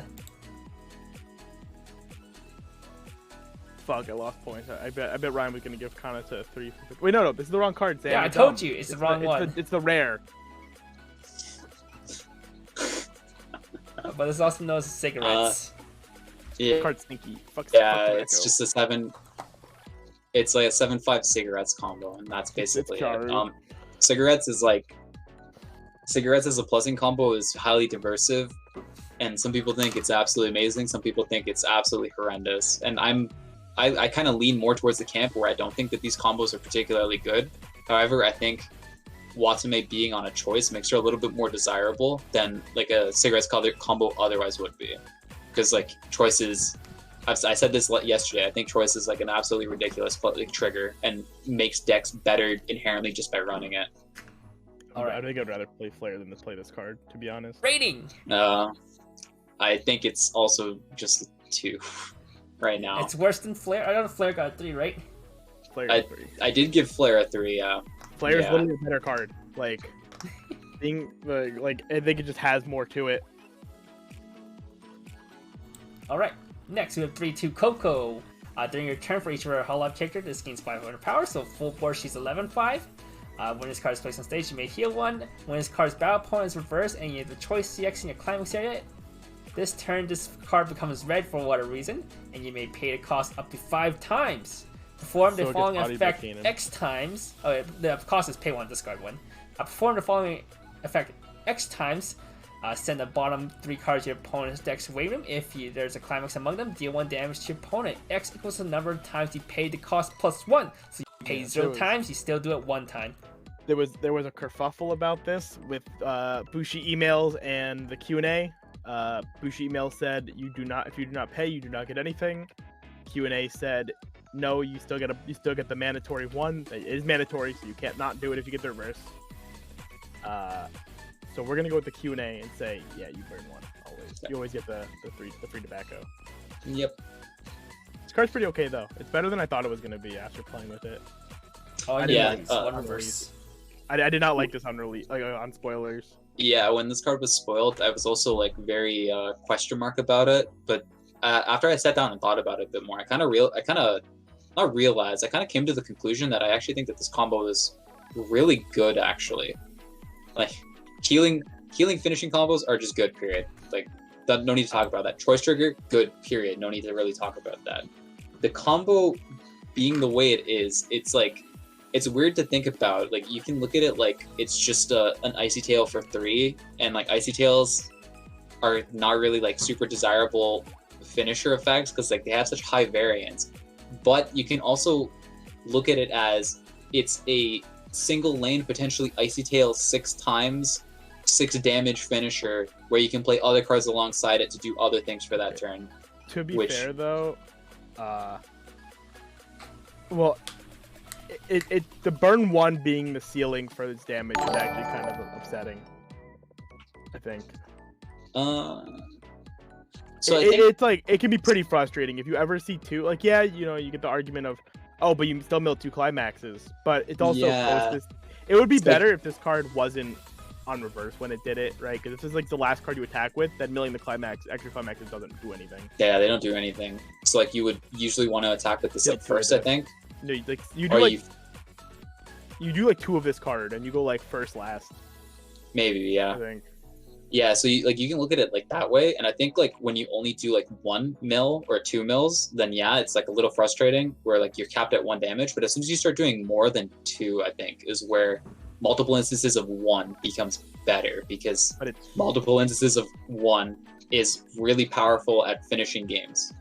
Yeah, I think when I was playing with this card, I found the line was usually a lot of the time was fielding double, going like pay 1, drop 1 for 6, and then the final one, it was like an evaluation of where they were at that moment, and then it was do I just like blow my load right now and just try to game them and accept that I lose the game if I don't, and yeah, so like kind of productive with the healing finisher, but you could kind of sandbag a turn, I guess, sometimes. Yeah, even after blowing a load. You still always get the combo, even if you don't pay the cost. Yeah. So it being like a healing finisher is still good. You can still play it and like try to play towards like a multiple turn kind of kill.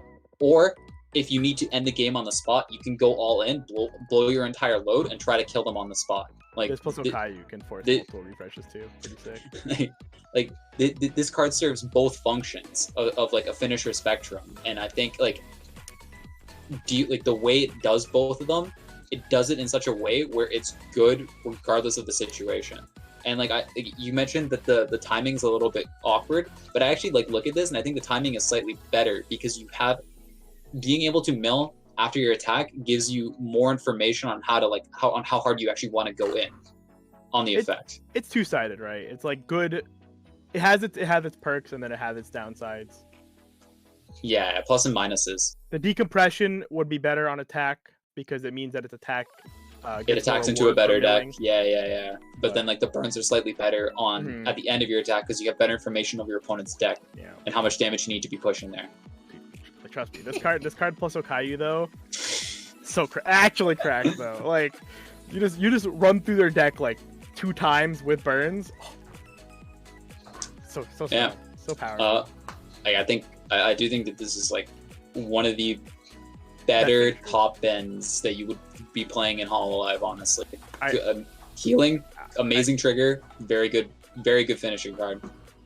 I personally wouldn't stretch to call this like the best like finisher in a set, like finishing power wise. I wouldn't stretch that. Rating. I would say that this is a 4. Very good card. Nice. Very good card. Very easy to build around.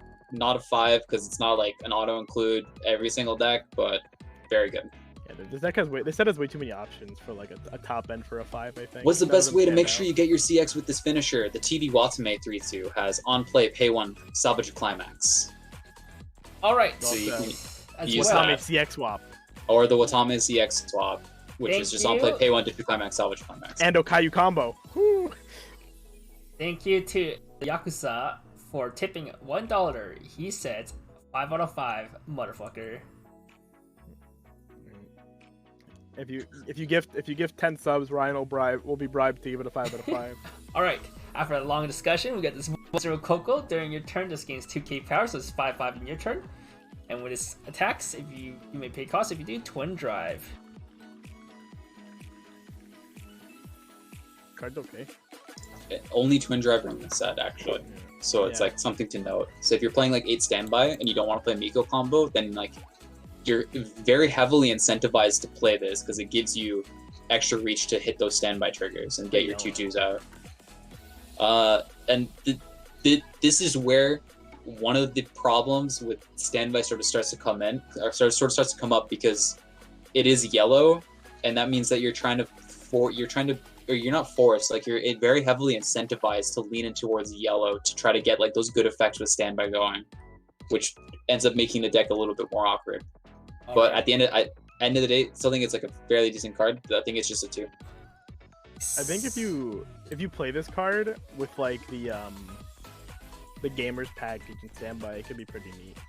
Oh, I'm sorry. There's also one other Twin Drive, but it's an alarm. So this is like the only oh yeah, true. Only on-demand Twin Drive. Alright. That's how I'll word it. 3/2 Watame. If you 4 more Hololive characters, this gains -1 left from hand. When it's placed on stage from hand, reveal top card of your deck. If it's a Hololive character, choose one of your opponent's front row level 3 or lower character. You may send it to the bottom of your opponent's deck. Yeah.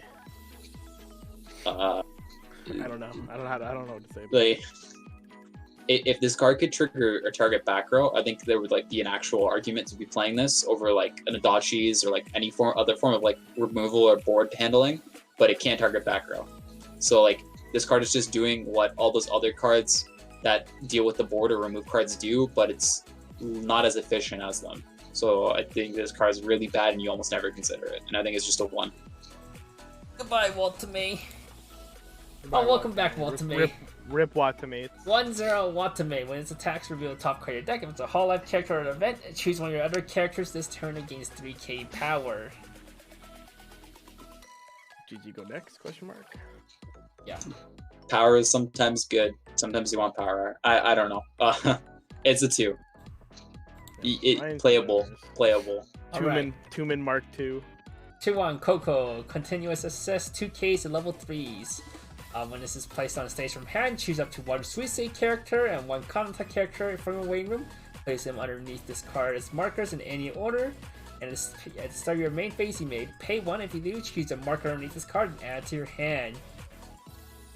I really think if the Kanata cards were overall more splashable, this card would be like significantly stronger. Okay. As it is, Kanata the card sucks. is like pretty like decently solid, I would say, personally at least. But so I kind of have the opposite opinion, where I think the 2 primary Kanata cards are like cards that are very heavily splashable and easy to include. But if you want to compare them to like the Suisei early play, then yeah, they're not as splashable as Suisei is. But if you do play like the 3/2 Kanata or like the 1/0 Kanata, then this card kind of becomes a little ridiculous. You get a compression positive early play support that can then also guarantee you have an extra Suisei to loop on the following turn, or it can guarantee that you get like your 3/2 Kanata if you need it for a specific matchup tech or whatever. If unless you can marker self too. Yeah. So like I'm a really big fan of this card currently because I do think Kanata has good enough cards to justify it. But if you don't really think the Kanata cards that are coming up later soon are good enough to be playing, then this card loses all of its value. So like I'm gonna say that this is a 2, and then it can maybe be a 3 card if you end up playing those Kanata cards that are coming up. Alright, next we have 0-0 Watame. And when this is placed on stage from hand, look at the top card of your deck, put it on top or leave it on top or present to waiting room. When this card is placed on stage, all players mill 1. If the level of card you mill is higher than the level of card your opponent's milled, you may put the top card of your deck to stock. isn't this just like the card from Fate 0? The Rider? But you get a scry? I honestly don't remember. I'm pretty sure it's like a 105k or something. I remember this 10. effect. I know what you're talking about. I think Yeah, it might yeah. be right, or yeah. I'm pretty sure one of my friends actively played that card, and it's just you both mill. And It's you, just, you have a like, potential pretty just bad. +1 stock.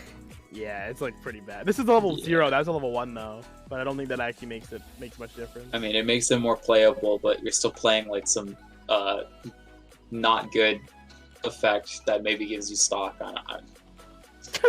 Shut up, Tim. It's a 1. Sag. All the Watame cards being scuffed. Yeah.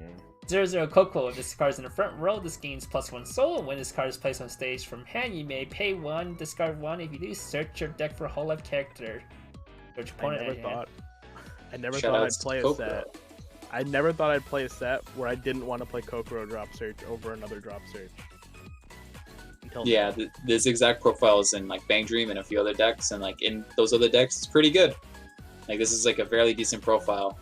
But the set also has the Miko drop search, which like for the most part it ends up being a little bit better than this one. But I still think that this is like a fairly good card. If you want a drop searcher, then you have this option that can also give you like a free 2 soul body to like chump attack and like help push damage with. So I think it's just a 2.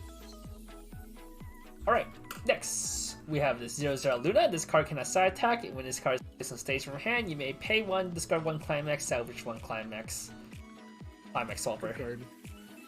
You remember when big body. Mel got power crept by a TD Watame? Yeah. I think it's kind of funny that that another SSP also got kind of crept by a TD Watame card. Watame's best cards are the TD cards, dude. Okay. Yeah. So that's kind of my thoughts on this.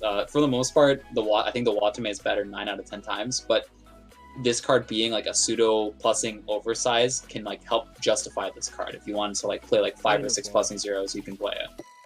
So it's fine. I think it's a 2, but for the most part, if you want climax swap, you'd rather play the Watame. Cheaper, not foiled. Alright, 2-1 Towa, level assist. When this card is placed on stage, reveal top card of your deck. If it's level 1 or higher, send it to stock. Oh, level 1 or lower, send it to stock. And then you may send this to wing, choose one of your opponent's character, move it to an empty slot. Love Toa. I like this card. I like the grappling hook on the 2/1s. I played it in Quince. This card's free though. Pretty neat. Go with Coco. Yeah, grappling hook as an effect is like pretty good with on reverse combos. Makes sense, right? You pull up their back row, you get a guaranteed reverse. Like the only issue is like, I actually think from like the only realistic on reverse level 3 combo is Coco, which like we talk about that card's good, so this is like kind of good enough. They work well together, but like Gen synergy, baby. yeah, that's like all this card really does. Is like if you end up playing Coco level 3, you can play this as like a one of Roboco to give can play you it too. outs. Roboco. Sure. Look, I mean, they can. It's another reversing combo. It's like the only 2. Sure. But You can also combine this with like the Watame early play to kill their back row level 3s, but then like I don't think that's like a particularly good Line of play. trade unless like you're like completely crushing your opponent and destroying their entire board, and then your opponent is like put in such a huge like a poor situation. being able to costlessly grappling hook their card is pretty nice too, though, right? Because there's no level requirement on this card. It's just sack it, and this card's sometimes free because it also plays off the 1 or lower. This is 1 or lower the stock instead of 1 or higher. But yeah, I mean, I don't know. Being a free grappling hook at level 2 can be really strong too. Sometimes you just kind of gimp their board and just kill their like brainstorm or something. Yeah. It's situationally strong, so I think it's just like a 2. You can think about attacking it in, or you can think about ignoring it. It's also Toa though, so you know. Alright, next we have this 3-2 Kanta. When this card is placed on stage from hand, perform one of the 3 following effects. Either A, draw a card, and then choose one of your opponent's character against the effect. You cannot use your during this card's battle, you cannot play events or backups from hand. B, discard 1 card. If you do, put the top card clocked into stock, so stock killer. Or C, all your characters gains 1k and 1 soul for a turn. Modular effects are pretty cool. Makes it very splashable because it does a lot. I'm going to be honest, when I first read this card in spoilers, I thought this card was unplayable, and I got really mad. But I've been thinking about it more, and yeah, it is like a very splashable techie kind of card that you can play and be happy Yeah, with. I've liked it. I've been playing with it in the proxy games. It's cool. It's very like good when it's good. Like literally good when it's good, and when it's not good, it's like a stock healer at the worst. Yeah. So because it's modular, its worst case scenario is that you have a underspec stock healer, which is like, for the most part, like it's not ideal, but it's fine, quote unquote. And then its ceiling is you pair it with like Coco combo, and then you can help guarantee one of the reverses with Coco, and you completely deny anything your opponent can do to stop your Coco. So like if you're playing into like an anti-damage matchup like Sword Art Online, you turn off their money counter in the one lane that you go all in on with Coco, which is really good synergy and like makes the Coco combo even better than it already is. And then even with outside of the Coco combo, you can still like use this to like tech in to make your level 3 combos safer to use and like easier to play, or not easier to play around, harder for your opponent to actually play around, which is why I said earlier with the 2-1 that I think Kanata's cards are really splashable, and that is why the 2-1 Coco I thought was a little bit better. So like also good with Toa's card will get you late. Yeah, like pretty good utility, splashable level 3, but like it's not doing anything like super amazing outside of like niche scenarios with the Coco. So I think it's also just a 2. Yeah, I think it's just a 2. Shit. I lost money. I thought he was gonna give it the 3. All right, next we have 1-0 Kanata. For each of your Hololive characters, this gains 500 power, so it'll be 5/5. You have full board. When it attacks, choose when it attacks at the level of character crossover is level 2. This turn, this gains 6k power, so it'll be 11/5 against level 2s for full board.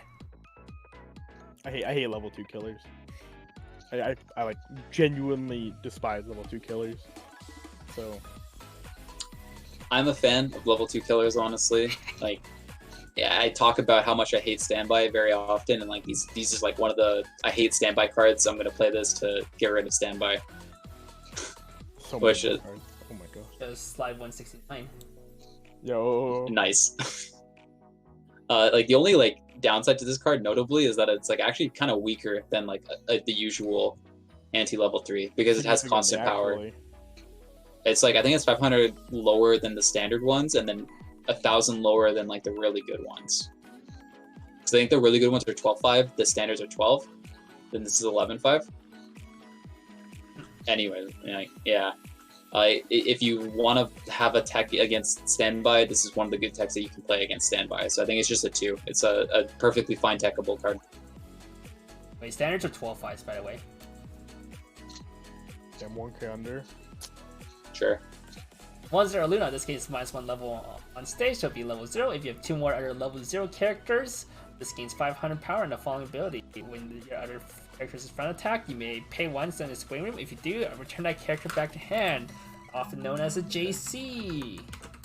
This condition is significantly harder than it might seem. And it partly because, as we've been saying multiple times, the back rows in this set are not very strong. There's like the couple like good ones like the Mio, which forces you to play into the gamers, Coco, which makes you play the you want to play like Panzer bars with it to get more value out of it. But other than that, and like Roboco, I guess if you play the trans stuff, I think other than that, you lack a lot of really good back rows to have the double fielded level 0s. Outside of like clean cutting something and then just letting it be like stuck there forever, or double brainstorm. So it's a real issue, but the payoff is really high. Yeah, JC effects are extremely strong. They're very strong. Like you can deny reverses, you get pluses out of them, and then you can also like loop your combos. So if you pair this with like Okayu 1-0 combo, this gives you even more loopability to abuse the fact that Okayu's on a bar. Okay. Which I'm slurring my words because I'm so tired. Okay. So like in very specific builds where you do play like the Mio back row and like Okayu level 1, I think this card is absurdly powerful, but you have to kind of build your deck around that condition, which can make it kind of awkward, I think, in a way. So for now, I'm just gonna say it's a 3. Yeah. Very good card if you build around it correctly, but you have to build around it. So it's not something that you can just throw in. -1 level is really frustrating too. I think actually there's like, it has like an actual demerit being 0 because you do randomly just get hosed by anybody playing some like level 0 bomb BS too. No synergy with Ramirez. There's literally no synergy with Ramirez. Yeah, what's the synergy with Ramirez with this card? Whatever you see, you summon this. Yeah, Ramirez, it goes to memory. you summon a shitter, you play that. You can bounce back your Ramirez. Like, no, okay, sure. Pay 3+3. So yeah, sure. Like, there's synergy there. You can loop your Ramirez, but like that's kind of inherently implied with JCs in general because the whole point is you can bounce back a card to loop it, right? So like I don't know. I feel like this is a similar slot to Ramirez, where they do a functionally similar thing, where they let you replay a card that you played prior, and get more value out of that card. So like Ramirez with Okayu is probably around a similar tier of strength as JC with Okayu, but JC is in the same color, which makes it more convenient. All right. 1-1 Kanata. When you use this card's backup, mill 3, 2k backup. Okay. This is like a 2012 era profile that was like really good at one point in the game, but at this point in the game, it's like, I don't know why. You'd rather just play like a blind stalker or leave the counter. Like, I don't think you'd ever really want to consider this. I think this is just a 1, honestly. All right, next. Grade 2 Toa Climbs combo. Discard pay 2. Discard 1 Hololive 4th generation event. When this attacks, you may enter the bar CX in your Climbs area. You have another Hololive character. Pay the cost. If you do, deal 2 damage to your opponent twice. I love this card. I love this card. Uncommon, by the way. Good. Uncommon, by the way. This card's so good. Makes playing the shitty 4th gen event actually worth it because that payoff is so good. I love this card. I love Toa. Alright, go ahead, Ryan. Yeah, pop off on me, Ryan. Just break my heart. I don't care. I can take it. It's a finisher that makes you have to play a really bad event. Bad. It's not a really bad event. I'm gonna very loosely use that word. A bad event, quote unquote. While also not actually doing anything else for you. It's literally just a finisher. And like, granted, the finisher effect on it is really good, but it makes you have to make so many deck building concessions to get that payoff. And I honestly do not think that payoff is worth it. But you can play it, it's playable. So it's a 2. Alright. 3-2 Luna. This card on stage gets -3 levels, so it'll be level 0, and the character crossovers cannot side attack. They can't side for no soul penalty, basically. When this card's battle point is reversed, you may discard 1 Hololive character. If you do, deal 1 damage to your opponent. And when this card is front attack, look at the top card of the deck, put it at the top of your deck, or send it to Wayne Room, often known as a check and wreck. Card is a good standby target. Baller check and rack. Not baller. Okay, yeah, let's get this. Let's get this out of the way. It doesn't have an on play, and that's really not good. It doesn't have an on play, and it's a card you want out at 2 all the time. So like, you always want to consider this with standby. So let's just get that out of the way. This is a standby card, okay? That being said, I think that this is an absolutely ridiculous card with standby, and is the sole reason, in my eyes, to actually even want to consider standby as a deck. Mm-hmm. So we haven't got this. I've kind of like loosely been going over it. So I've been saying Standby Hololive is not particularly good, and I think it's not particularly good because it's very vanilla and lackluster, and it's not doing anything unique besides just being a bog standard standby deck. And in my eyes, that's the sign of a bad. Again, I'm loosely saying this. That's a sign of a bad standby deck. But this card actually gives you something extremely unique and something I think is extremely powerful at level 2, which like makes you actually want to consider standby. So this card is. So for now, I actually think that this is a 4 out of 5 card. Like this is the reason in my eyes for considering and thinking about playing standby. But all it is it's a standby target. So if standby ends up not actually working out because the rest of your deck isn't particularly the best, very vanilla-y, and you're just trying to bank almost entirely on this Luna, then this card becomes worse. Or maybe this card is just so absurd that it like pushes 8 standby into being like the best deck, and I'll say I'm completely wrong and I miss standby as the best Hololive deck, whatever. Alright.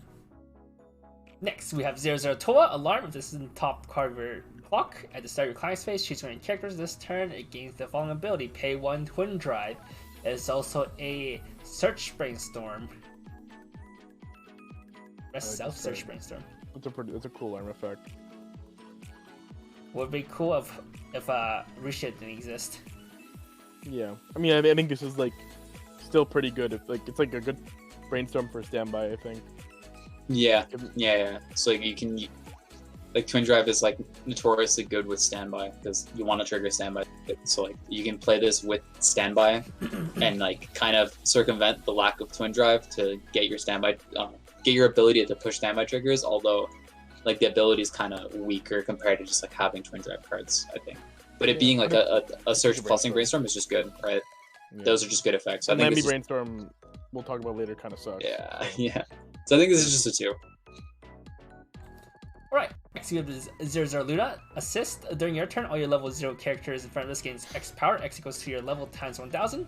So if you say you're level 3, your level 0 character gains 3k on your turn. And you can act, rest this, choose one of your characters. This turn it gets minus X level. X equals to your level. This card's so stupid. Card can like potentially be like really obnoxious with like the 3/2 Luna or like the JC actually. Just makes your card big offensively. If this was always right, if it was always, this card would be absurd. But like offensive power only is like kind of not the best, especially when you think about it, like at the point where it becomes like a 2k assist. Like you can be playing like actual quote unquote 2k assists, right? Like you can stand by out the Miko, or you can like play like a Coco or something or whatever. So I don't know. It's hard. I think this card's neat, but it's hard to justify. So I'm just gonna say it's a 2 for now, but I think it's a weak 2. All right. Next we have 00 Kanata. When this is placed on stage from hand, if you have another Hololive character, choose 2 cards in your hand, put them in stock. Choose up to 2 cards in your hand, send in stock in any order. When this is placed on stage from hand, this turn just gains 1/5 power, so it's 3/5 on play. No comment. Hand to stock is like sometimes good if your deck very specifically needs to have extra stock, but like I don't really value those effects very highly personally. And like the Hololive doesn't like have any kind of ways where like you can like go overhand on your opponent's turn and like start your turn with like 9, 10, 11 hand, and then you can use this to like convert that excess hand into stock. Like you don't really have like any of those use cases, so I don't really think this card's very good. So I'm just gonna say it's a 2 because it can still be played. Oh yeah, they said didn't get an Obero combo, did it? Nope. 2/1 Toa. Continuous. All your other 2/1 Roboco gains the following effect. Continuous this for each of your other Hololive character, this gains 1k power, so you get your Roboco basically 4k with full board. When it's placed on stage from hand, you may pay a cost, pay 1, discard 1. If you do, search for the 2/1 Roboco and place it on stage. We gave the Roboco like a 1 before, right? We gave the Roboco 1. This is also just a 1. Go next. Let's watch the VODs if you want to know the reasoning. Alright, we're done! Woo! Alright, whatever, let's go. TD, Nene, pay 1, discard 1 on play. If you do, check top 3 cards of your deck, choose up to 1 card from among them, and then add hand. When this card is reversed, if you have 2 less memory, send this to memory. I actually think this is like your best memory card. I also kind of agree. Memory is something we'll talk about later, but this is going to be the best memory card available to you, and that's going to lead into one of the reasons why like the cards coming up are going to be a lot worse. Wait, so quick, Ryan. Give Gen 4 an overall rating. Kevin, go back. 3 out of 5. All right. 3 out of 5. 3 out of 5. No, give Kanata in it. So yeah, like this is going to be your best memory card, box standard. But like the other effect attached to this is like not an effect I rate very highly. I think these kind of effects are kind of whatever, but it's very playable. So I'm just gonna say it's a 2. Helps you find standbys. Helps you find climaxes. Period. is like always pretty nice. Alright, TD, 00 Nene. Rest this, choose one of your Hololive character, it gains 2-5 power. All this bad. It is a lot of power. Like, I will say, It's a lot. like 2500 at level 0 is a lot of power for what it's worth. So, like, this card does have use cases, but it's like still not particularly good because it's all it does. So I'm just gonna say it's a 2 because it's also just playable. Damn. So Alright, 00 Pekora. 2 or less stock, this gains 1-5, so it'll be a 4K cross turn. You saw This that is your card like best this, 4K. right? This is at least your best. No, this is actually I think your best 4K. Yeah, plussing slot, oversized zeros. Talk about this a lot. Downside to this card, it's red, so you're fighting against the Miko Drop Search. And the Miko Drop Search is always going to be a better card than this, unless you very specifically need to be 4K at level 0 and not 3-5. I mean, So or also, you just want to play extra red. Right? sure. Yeah, sure, that's fine as well. 2, plussing 0. Fine card. Okay. Sick. 10 Polka. During your turn, for each of your other Hololive character gains 500 power, so it'll be 6K on your turn.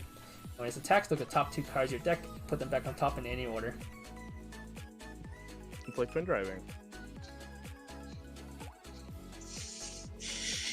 Come on, right? It's like twin driving. Okay, look. I played this effect in Goblin Slayer, and it was actually pretty good. This card's also conveniently on color with like Miko and stuff, so it's You can use this to help you More push playable. standby triggers, or just like triggers in general. So like it has a use case. It's also a good attacker. Like 6K is relatively decent, but like that's like all this card's doing. So I'm also just gonna say it's 2. sick. Let's go. Right, 2-1 Nene. When this card attacks this turn, this gains X power. X equals whenever your other Hololive characters times 1K, so full field should be 10-5. And during the turn this was front attack, you may pay 1 and discard 1 at the start of your encore step. If you do, choose 1 3/2 Bolton in your hand and place on stage in this card's former slot. I think this card's dank. It wins its lane usually, and then it changes. Not have to be standing, or it does not have to be rested. Nope. So it can just die. It's sick. Good meme. Ryan die. Maybe he's contemplating. No, he's dead. He's No. not blinking. Uh-oh. Uh-oh. He's not Uh-oh. blinking. Oh no, the Canadian internet! Maybe he's having like a staring contest with me. I've already lost. Quick, Though. turn your internet off too. No! No! I don't want to be eaten by Corona again.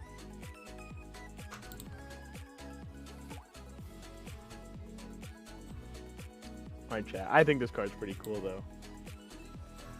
It's a neat Well, changer. welcome back, Ryan. Ryan, you're back! Under the internet. Okay, you read this card? Yes. Yeah, you can give us your evaluation of it. I said it was neat. It was a neat meme because it doesn't have to be standing arrested. Yeah, it's a neat changer. So you can get the 3/2 Boton out at level 1. That's like kind of cool. And Boton's a pretty good card. Oh but yeah, like, you can stand by it out. Yeah, you can. Global 15 to front at level 1? Yeah, you can stand by this out, and then you can get Boton out a level 2. And if you played against Standby Bank Dream, and you played against like the Arisa changer, you know that's like really obnoxious. So like, it's good, worth considering maybe, but like, I don't think it's like as good as what Bank Dream does. So I'm just gonna say it's a 2. The name is pretty strong though. All right, 3/2 Polka. When this card is placed on stage from hand, you may heal 1. Climax combo. When this attacks, if the door CX in Climax area, you may pay a cost. If you do, reveal the top card deck. If it's level 0 or lower, deal 3 damage to your opponent. Otherwise, deal 1 damage to your opponent. I can't believe they made this a TD combo. This was just like an off CX finisher in like Steins Gate or whatever. This is a double R in GGO and double R in This card capture. Oh, it Yeah. is the Pito. You're right. I forgot. This is also a TD combo in Chain Chronicle, which was the first time it was ever printed. I hate these cards. This card sucks. Yeah, It it's sucks. like kind of a very mediocre finisher. It's efficient, it's a healer, it's on a door, so it's like perfectly playable, you can consider it, but it's not very good, so it's just a 2. This card always hits the number you don't want it to hit, by the way. This was also a double R in Clanad's 20th, yeah. Sure. If you say so, Christy. Okay. You know better than me. It's 2. Yeah, it's a 2. Alright, go next. Oh, 2 is okay. Next, 00 Bolton. when it's sent from stage to waiting room, you may pay 1 and put a Hololive character in your waiting room to the bottom of your clock. If you do, look at the top 3 cards of your deck, choose up to 1 character from among them, show it to your opponent, add to your hand. Deadass, just play the Aqua. It's even worse than the Marine. Just play the Aqua. Yeah. Marine's better, Aqua's better. That's like the short and sweet of it. I think that this is a 1. Feels bad, man. Alright, TD 1-0 Lami. When this card is placed on stage from hand, this turn is gains X power, executes the number of Hololive characters times 500, so full field she gains 7k. When this card's battle opponent is reversed, either the Pan CX and Climax area until the end of your opponent's next turn, this gains the following ability. When this card is front attack, you may choose one of your other character and discard, return them back to your hand. Seen this in the Psychono set 1. I just realized they did the one thing I thought they would never ever do in Weiss Schwarz, and they printed an Eriri combo with an actual Azusa in the set. And this is blue, which is relevant for the Subaru. That's actually pretty sick. This card is also the only hand side in Hololive. And it also has a nice armpit CX. Yeah, it does. It's sick. Wait, damn, I actually might need the triple eyes of that. Hang on. Ooh, Nova, your price is up yet. You can bounce your Subaru Azusa and loop it. Yeah, Whoop-de-doo. I think these combos are horrendously bad. That's like actually pretty good though. I think these combos are horrendously bad. Okay. I'll just say it's a 2. I'll say it's a 2. Yo, Honorverse +2 though. Come on, man. I remember the days when this card was like, yeah, man, if we just get a good bouncer. Alright, TD 3-2 Botan. If this is in your front row, all your Hololive character gains 1/5 power. And then when this card is placed on stage from hand, you may pay the cost. If you do, choose up to 3 cards from your opponent's waiting room, shuffle them back to your deck. It's discard 2. Also, notably, you play from hand with the changer. Thanks, Kenny. Yeah, we kind of talked about this card with the other card, right? Yeah. It's a good standby target. It can also be like pseudo off CX finishing power. Pretty relevant. It has the changes. You can get this out realistically at level 1 potentially, but then like because the meta is like warped in a way where it'll just get removed anyways. The getting this out at level 1 barely matters actually. So like I think this card ends up being more so just like a extra power standby target that you can play 1 to 2 of. So in that regards, it's like a 2. It's a good card. Was there another global 1500 in front row in the set? IMA is just a global 15. This is the only front row global 15. Yeah, that's what I meant more so. Okay. Yeah. All right. Having a finisher effect on those profiles is good. We saw that with Benimaru, but Benimaru is also just more broken. TD 1-0 Hololive 5th generation event counter. Choose one 5th gen character in your waiting room, add it to your hand, discard 1. If you do, and then choose one of your 5th gen characters this turn against the following ability. When this is sent from stage to waiting room, you may place this back on stage in its former slot, rested. The only event worse than this is the Gen 2 event. If this wasn't Gen 5 locked specifically, this would have been a pretty good event, and cards coming up would have been a lot better. But this is locked to Gen 5, and for the most part, the Gen 5 cards aren't particularly the best unless you're trying to place very specifically Gen 5.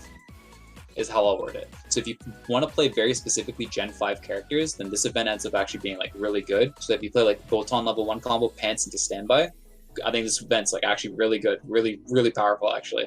But if you're trying to play like good stuff's generic Hololive, this event is not very good and it's almost just a waste of space. So I'll say it's a 2. Waste of space. Ryan Tuberly, Hog. Alright, next we have this 3-2 Polka. If you have 3 or more cards in your memory with different names, this gets -1 level in hand. And if you have 2 more Hololive characters, this gains 1k, so it's 10-5 cross turn. And then when it's placed on stage from hand, you may heal 1. Was almost the payoff, right, Ryan?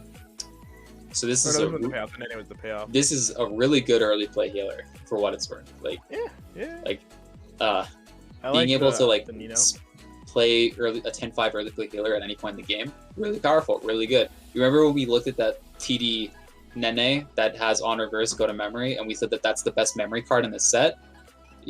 Yeah, that is the best memory card in Hololive, and this card needs 3 different named memory cards to be able to early play. I think you have like 2 playable ones, realistically. We're talking about this card before the memory cards, but the TLDR of the memory cards is that the memory cards are all not good cards. They're actually really bad cards, and all these Gen 5 cards look for different, very specifically look for different named memory cards. So you're forced to be playing multiples of suboptimal cards in order to get the other cards online. And like that could have maybe been okay if the cards that you were turning online were good enough and had like a high enough payoff, but they don't.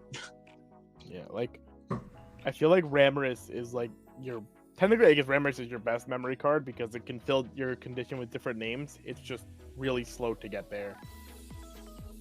So yeah, like this card is almost like an insanely good card. It doesn't get there because the cards that you are forced to play with it are really bad, and that ends up making your deck overall bad. All right. So also yes, two has meaning because 2 is like the standard. If you're a standard card, you're not anything special. You're a 2. So that's what it means.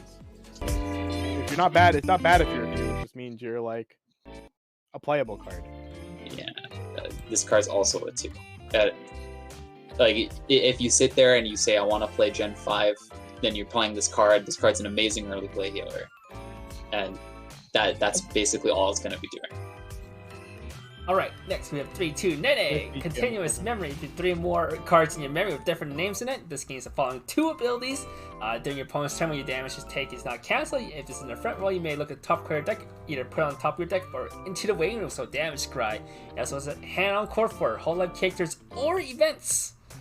When it's attacks, if you have a standby CX in your climax area, mill 1 level 1 or higher, deal 3 damage to your opponent. So Turn your music down a bit. Die. Yeah, it's like the review one, where the review had like the same like chunk of effect with the damage cancel and hand on core. Reviews synergize with its own standby to stand itself. This one becomes a good thing to trigger off standby and then like play the combo afterwards. But it's the payoff for if you want to fill your deck with bad memory cards. Yeah, exact same issues that the Polka just had. You have to have 3 different memory cards to make this card actually even do anything besides just be a generic finisher. And the memory cards suck. Like that's the bottom line of them. They're really bad cards. And the finishing effects kind of suck too. Yeah, like if the memory cards were good, then this card I think would actually also kind of be insane. I thought like when this card was spoiled and we didn't know the memory cards, I thought that 8 Standby Hololive might be the best shell because I thought this card was just absurdly powerful and like this is like one of those standby cards that like makes you just want to play standby and like have an insanely good standby deck, but the memory cards don't work. So like this card by extension just doesn't work.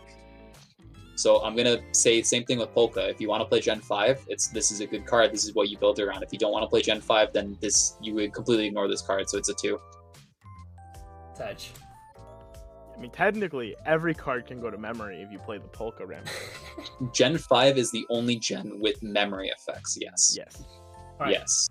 0-0 Polka. When this is placed on stage from hand, reveal the top card of your deck. If that's a Hololive character, choose one of your other characters. This turn gains 3k power. I'm pretty sure we saw this earlier. No, the Watame is on attack.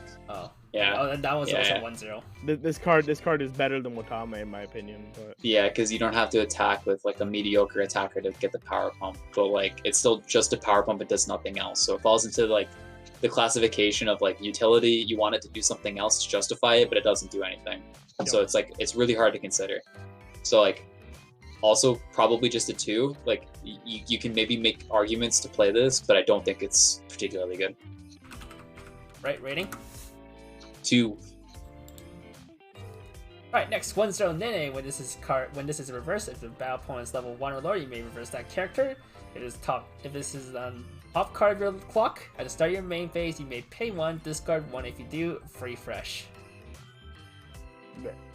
Yeah. We talked about the free fresh alarm with the Shion, where it's like really awkward and like not really the best. And then the other effect on this card is like not really the best. So like, this card ends up just being not really the best. Is how I would word it. Like again, I still think that a card like this is playable. So I'm gonna say it's a 2 because I'm really nice. But like I have a hard time seeing you ever actually wanting to play it. He's super nice. This is on the same level as the Watame CXC. Right, next. 1-0 Polka. When your climax is placed in the climax area, you may return this back to your hand. If you do, look at the top card of your deck, put it back on top of your deck, or into your waiting room. Then choose one of your Hololive character. In this turn, it gains 2k power. And it's also alarm memory if this is the top card of your clock and you have 2 or more cards in your memory. At the start of your climax phase, you may draw 2 and discard 2.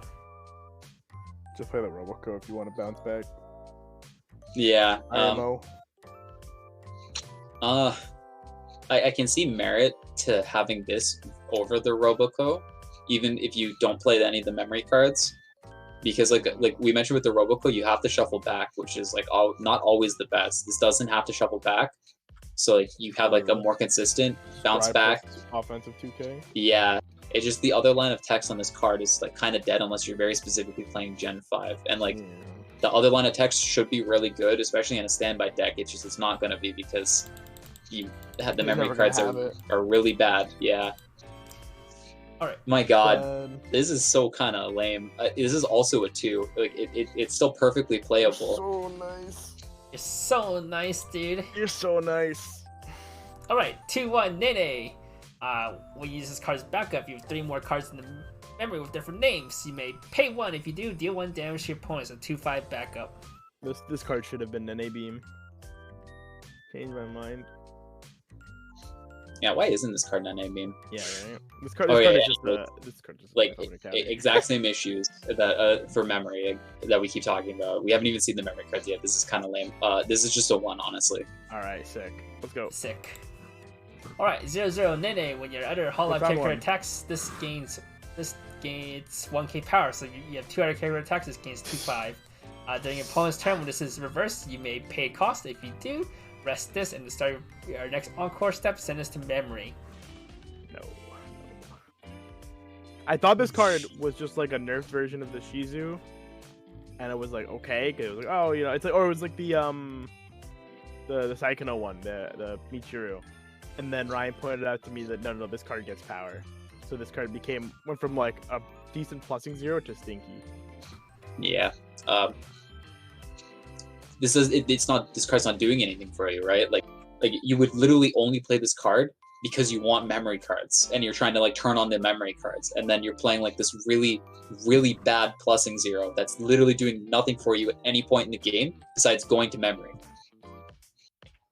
Like this card, even if you played the memory cards, I actually think this card's so bad you would just ignore it. So I'm just gonna say that this is a 1. Yeah, you can stand by this card out to get memory. Wow. Alright, 1/0 Polka. When this card is placed on stage from hand, you may pay the cost. If you do, choose 1 cost 0 in your lower Hololive character from your waiting room, place on stage in any slot. At the end of your turn, send that character to memory, also known as the RAM respawner from a slime. So, this is like probably most playable if you want to play like the Gen 1 stock charging stuff, I think. Kind of like Slime, right? Like how Slime did it with the Rimuru. Yeah, that's like my biggest takeaway from this card. Is like when you play that stuff, this card's like actually pretty good, and like you might want to play red for that card. If you've never played against Slime, this profile is extremely good. It's extremely good. Like I don't know, this card's a common, but like this like type of effect isn't actually worth a common slot. Like this is a type of effect that like you can even build around, and like you want to kind of throw in to like almost any deck as well. And for the most part, I actually think if you ever want to be playing red, you'd be playing red almost solely for this card specifically. Yeah, like how Slime played yellow for Ramorous. Slime played yellow as well for Bouncer, but yeah, it's like it could be the exact same logic. So like if you ever wanted to like play red in any of your decks, it's because you want to be playing this card. Otherwise, you would usually just ignore red completely, because there's no other like good payoff for running red unless you're trying to play very specifically standby. And then the other talking point about this card is that this kind of gets around that argument of your memory cards kind of suck, so it turns on like Nene and turns on the Polka early play and whatnot. But this profile in an 8 standby deck specifically is extremely awkward, because what it's trying to do is counterintuitive to what 8 standby is trying to do. Yep. But outside of 8 standby, this card's really nuts. You can fit except again, it's red. Yeah. So it makes it so you're building into this card and not just splashing this card in. Yes. Card is nuts, but you have to build into it. You can't just splash it into any deck you want. And this card doesn't fix the problem of like 8 standby with Nene, where it gives you the memory cards without having to play bad memory cards, unless you're trying to like sandbag a turn at level 1 before you start developing your board, which I think is not particularly the best line of play. But Yeah, Ramorous on its own is an insanely good profile, so I'm going to say that this is actually a 3. Yeah, I mean, Yo, this sit is there, not probably the highest rated you card. you spawn your card, you attack with it, trigger a standby, and then you're like, oh shit. Highest rated card for Gen 5 so far. Oh, that's really depressing. Alright. 00 Lami, pay 1, send it to memory, choose one Hololive 5th generation event in your waiting room, add to your hand, and it's also a search brainstorm. If you play Gen 5, like we said. Yeah, so Hololive has like 18 billion brainstorms, right? So like, and you have good brainstorms that do better things. So like the only reason you would ever really want to consider this is A, it goes to memory, and B, it goes to memory. Like you would play this in like Gen 5 builds because it grabs the event and it goes to memory, so like it turns on the memory cards. But like the Gen 5 event only works in a Gen 5 build. So if you're playing Botan plus Nene, this card's really good. If you're not playing Botan plus Nene, this card becomes a whole lot harder to sell when you have like actually good tap self brainstorms that you could be running. Like Toa. Alright, rating. 2 out of 5. Nice. Pog. 2-2, Botan. Continuous memory. If you have 3 or more cards in your memory with different names, this gains 2/5 power, so it should be 10/5 cross turn. And the following ability: at the start of your attack phase, if the slot across the list is empty, you may pay 1 and discard 1. If you do, this turn, this gains the following ability: continuous. When this card is attacking, you may choose one of your opponent's back row characters as a front attack instead. 3 or more memory is way too much memory. Even if they're good memory cards, I think it is way too much memory for a 2/2 to be active at a real time. Okay, And no, do that's pretty false. If I was playing Psychono and I had this card, No, Kevin. It's you like get a lot of memory sometimes. I don't think it's realistic to have 3 memory at level, like when you start level 1 and you slam this card. I don't think it's very realistic. So it's a 2/2, it's a standby target, right? That's how we should be thinking about 2/2s. So like on the turns where you would be playing a standby or trying to trigger standbys at level 1 to get your 2/2s out, you are very likely not going to have 3 memory. So you're going to be standbying out an 8k that is going to then become a 10/5 later, which if you only hit 1 standby is perfectly fine because it goes into the back row, it doesn't matter. But as soon as you start hitting more than 1 standby and then you have to start putting stuff in the front row, then it actually becomes a problem because you're playing this under spec, very weak, no hand on core is going to die to level 1's 2/2, which is not really ideal. But counter argument, being a back row attacker could potentially have been kind of insane and nuts. If you had maybe if you had like really hot, like quick pop off memory cards like Psychono Runner, maybe. Psychono Runner was a push for sure, but we didn't get that, so it doesn't matter. Yeah. Like this card actually had so much potential to like just be absolutely absurd and make 8 standby kind of absurd. Same with the net, but like we can't get there. So I'm just gonna say that this is a 1. Oh. All right. SSP, by the way. Once you're a Botan memory during your turn, if you have a card in your memory, this gains 3k power, so it'd be 7k on your turn if you have memory. When this battle opponent is reversed, if you have the Pants CX and Climax area and you have 2 or more other Hololive characters, you may search your deck for up to 2 Hololive characters, show them to your opponent, add 1 of them to your hand, and send the remaining to waiting room, shuffle your deck afterwards. I actually do like this card. It's a Shimakaze plus a Foolish Burial. It's Yuki. It's literally Yuki if you ditched a card for every time you search. So like you on reverse search 1, ditch 1. So you ditch one of the 2 cards you searched every time. But it's costless. Yeah, you get that 6 compression. It is like actually a really sick combo with standby because you can search your deck for that stupid 2/2 you're playing that kind of sucks and just throw it in your bin immediately. So like you very rarely can get put into the spots of, oh no, I hit standby at level 1 and I don't have any of my 2/2s. What do I do? Like, you can also just use it in like generic 1k1 decks, I think, as like a in relevant deck compression card, like Yuki, right? We've seen how Yuki can like warp your first deck to be like kind of gross. Yep. And then you just dump like the garbage you don't want to be drawing on those turns.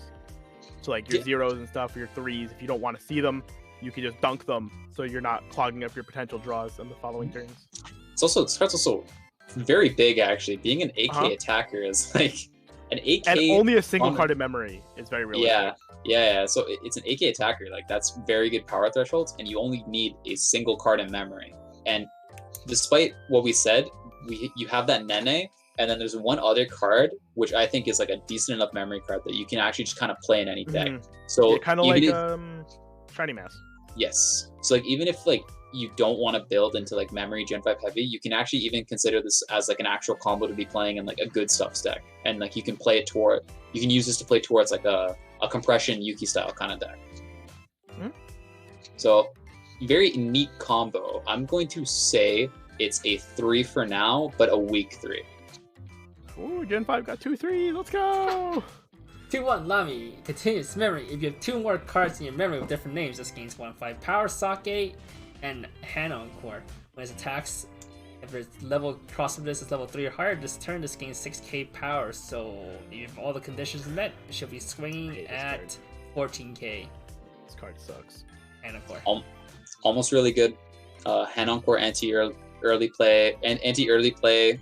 Very good. It's very big. That's exactly what you want, but you need to be playing memory cards to get it online.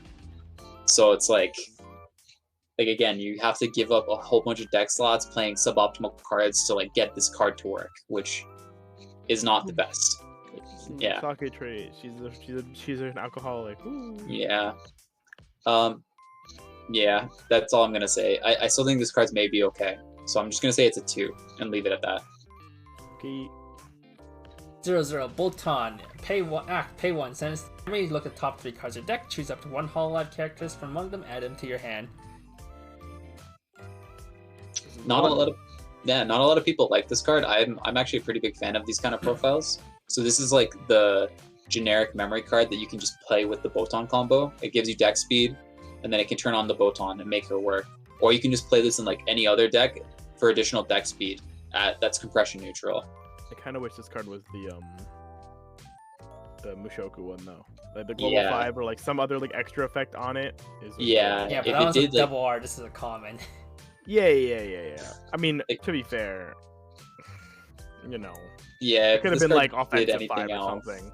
Yeah, if it did anything else, it'd be like easier to sell and easier to play and like easier to splash in like every single build, but it does absolutely nothing else. So it's like a little harder to justify, especially in a set that doesn't have no problems because like you have like Gamers Event or whatever you want to think about. Yep. So like fairly decent card. Say it's just a 2. Yeah, it is like your best memory card if you want to play with the Botan combo, because then you play it like Shiny Mass and you just have like a spot memory card right then and there, because that's like what Shiny Mass did with the Madoka combo, so it's like fine. Alright. 0-0 Lemmy.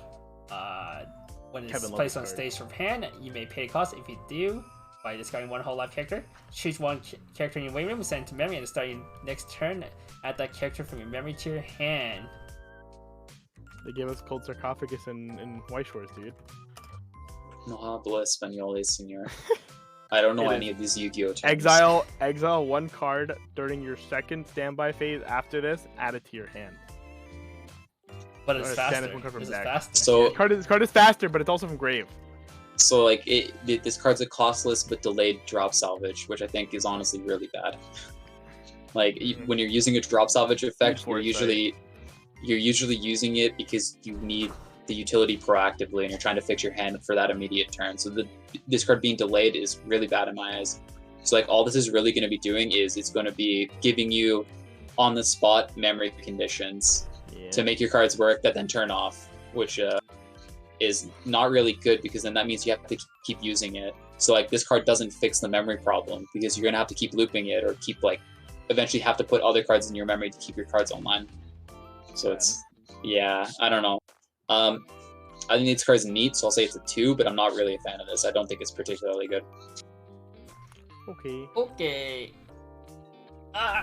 Common 0-0 Bolton to start your opponent's draw phase. If you have another Hololive character, reveal the top card of your deck. If that card is level 1 or higher, you may return this to your deck. If you do, search your deck for up to 1-0 Bolton Climbs combo from before. Add to your hand, shuffle your deck. I don't care about this card at all. Coin flips kind of suck, honestly. Like the coin flips are very rarely good, and even though like this is like a neat coin flip that could maybe be really good if you play Botan, I don't think like it's that good, honestly. It's also a coin flip that can do nothing. Yeah, If it you're could out- if it you have also the just buns on be your a deck. 2500 vanilla do nothing, which is not really the best. Two more. So I'm just gonna say that this is a 1. Sag. Really? Even if you play the 1-0 comp, you wouldn't play this.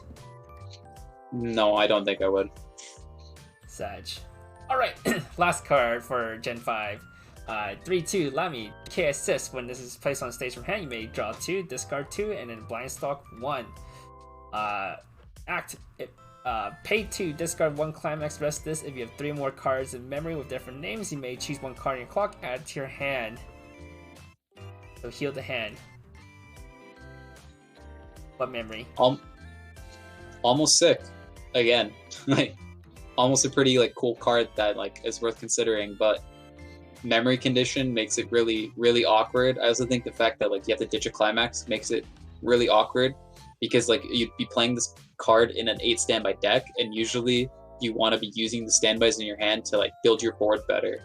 So like this effect only really comes online at the point in the game where your board's already built, which is like a little too late in my eyes. And then you also have better 3-2 supports that you could be playing with like the Miko and even the IMA. Alright, rating? I think it's just a 2. It's also okay. I'm not really a fan. Alright, that's it for Gen 5. Overall rating for that gen?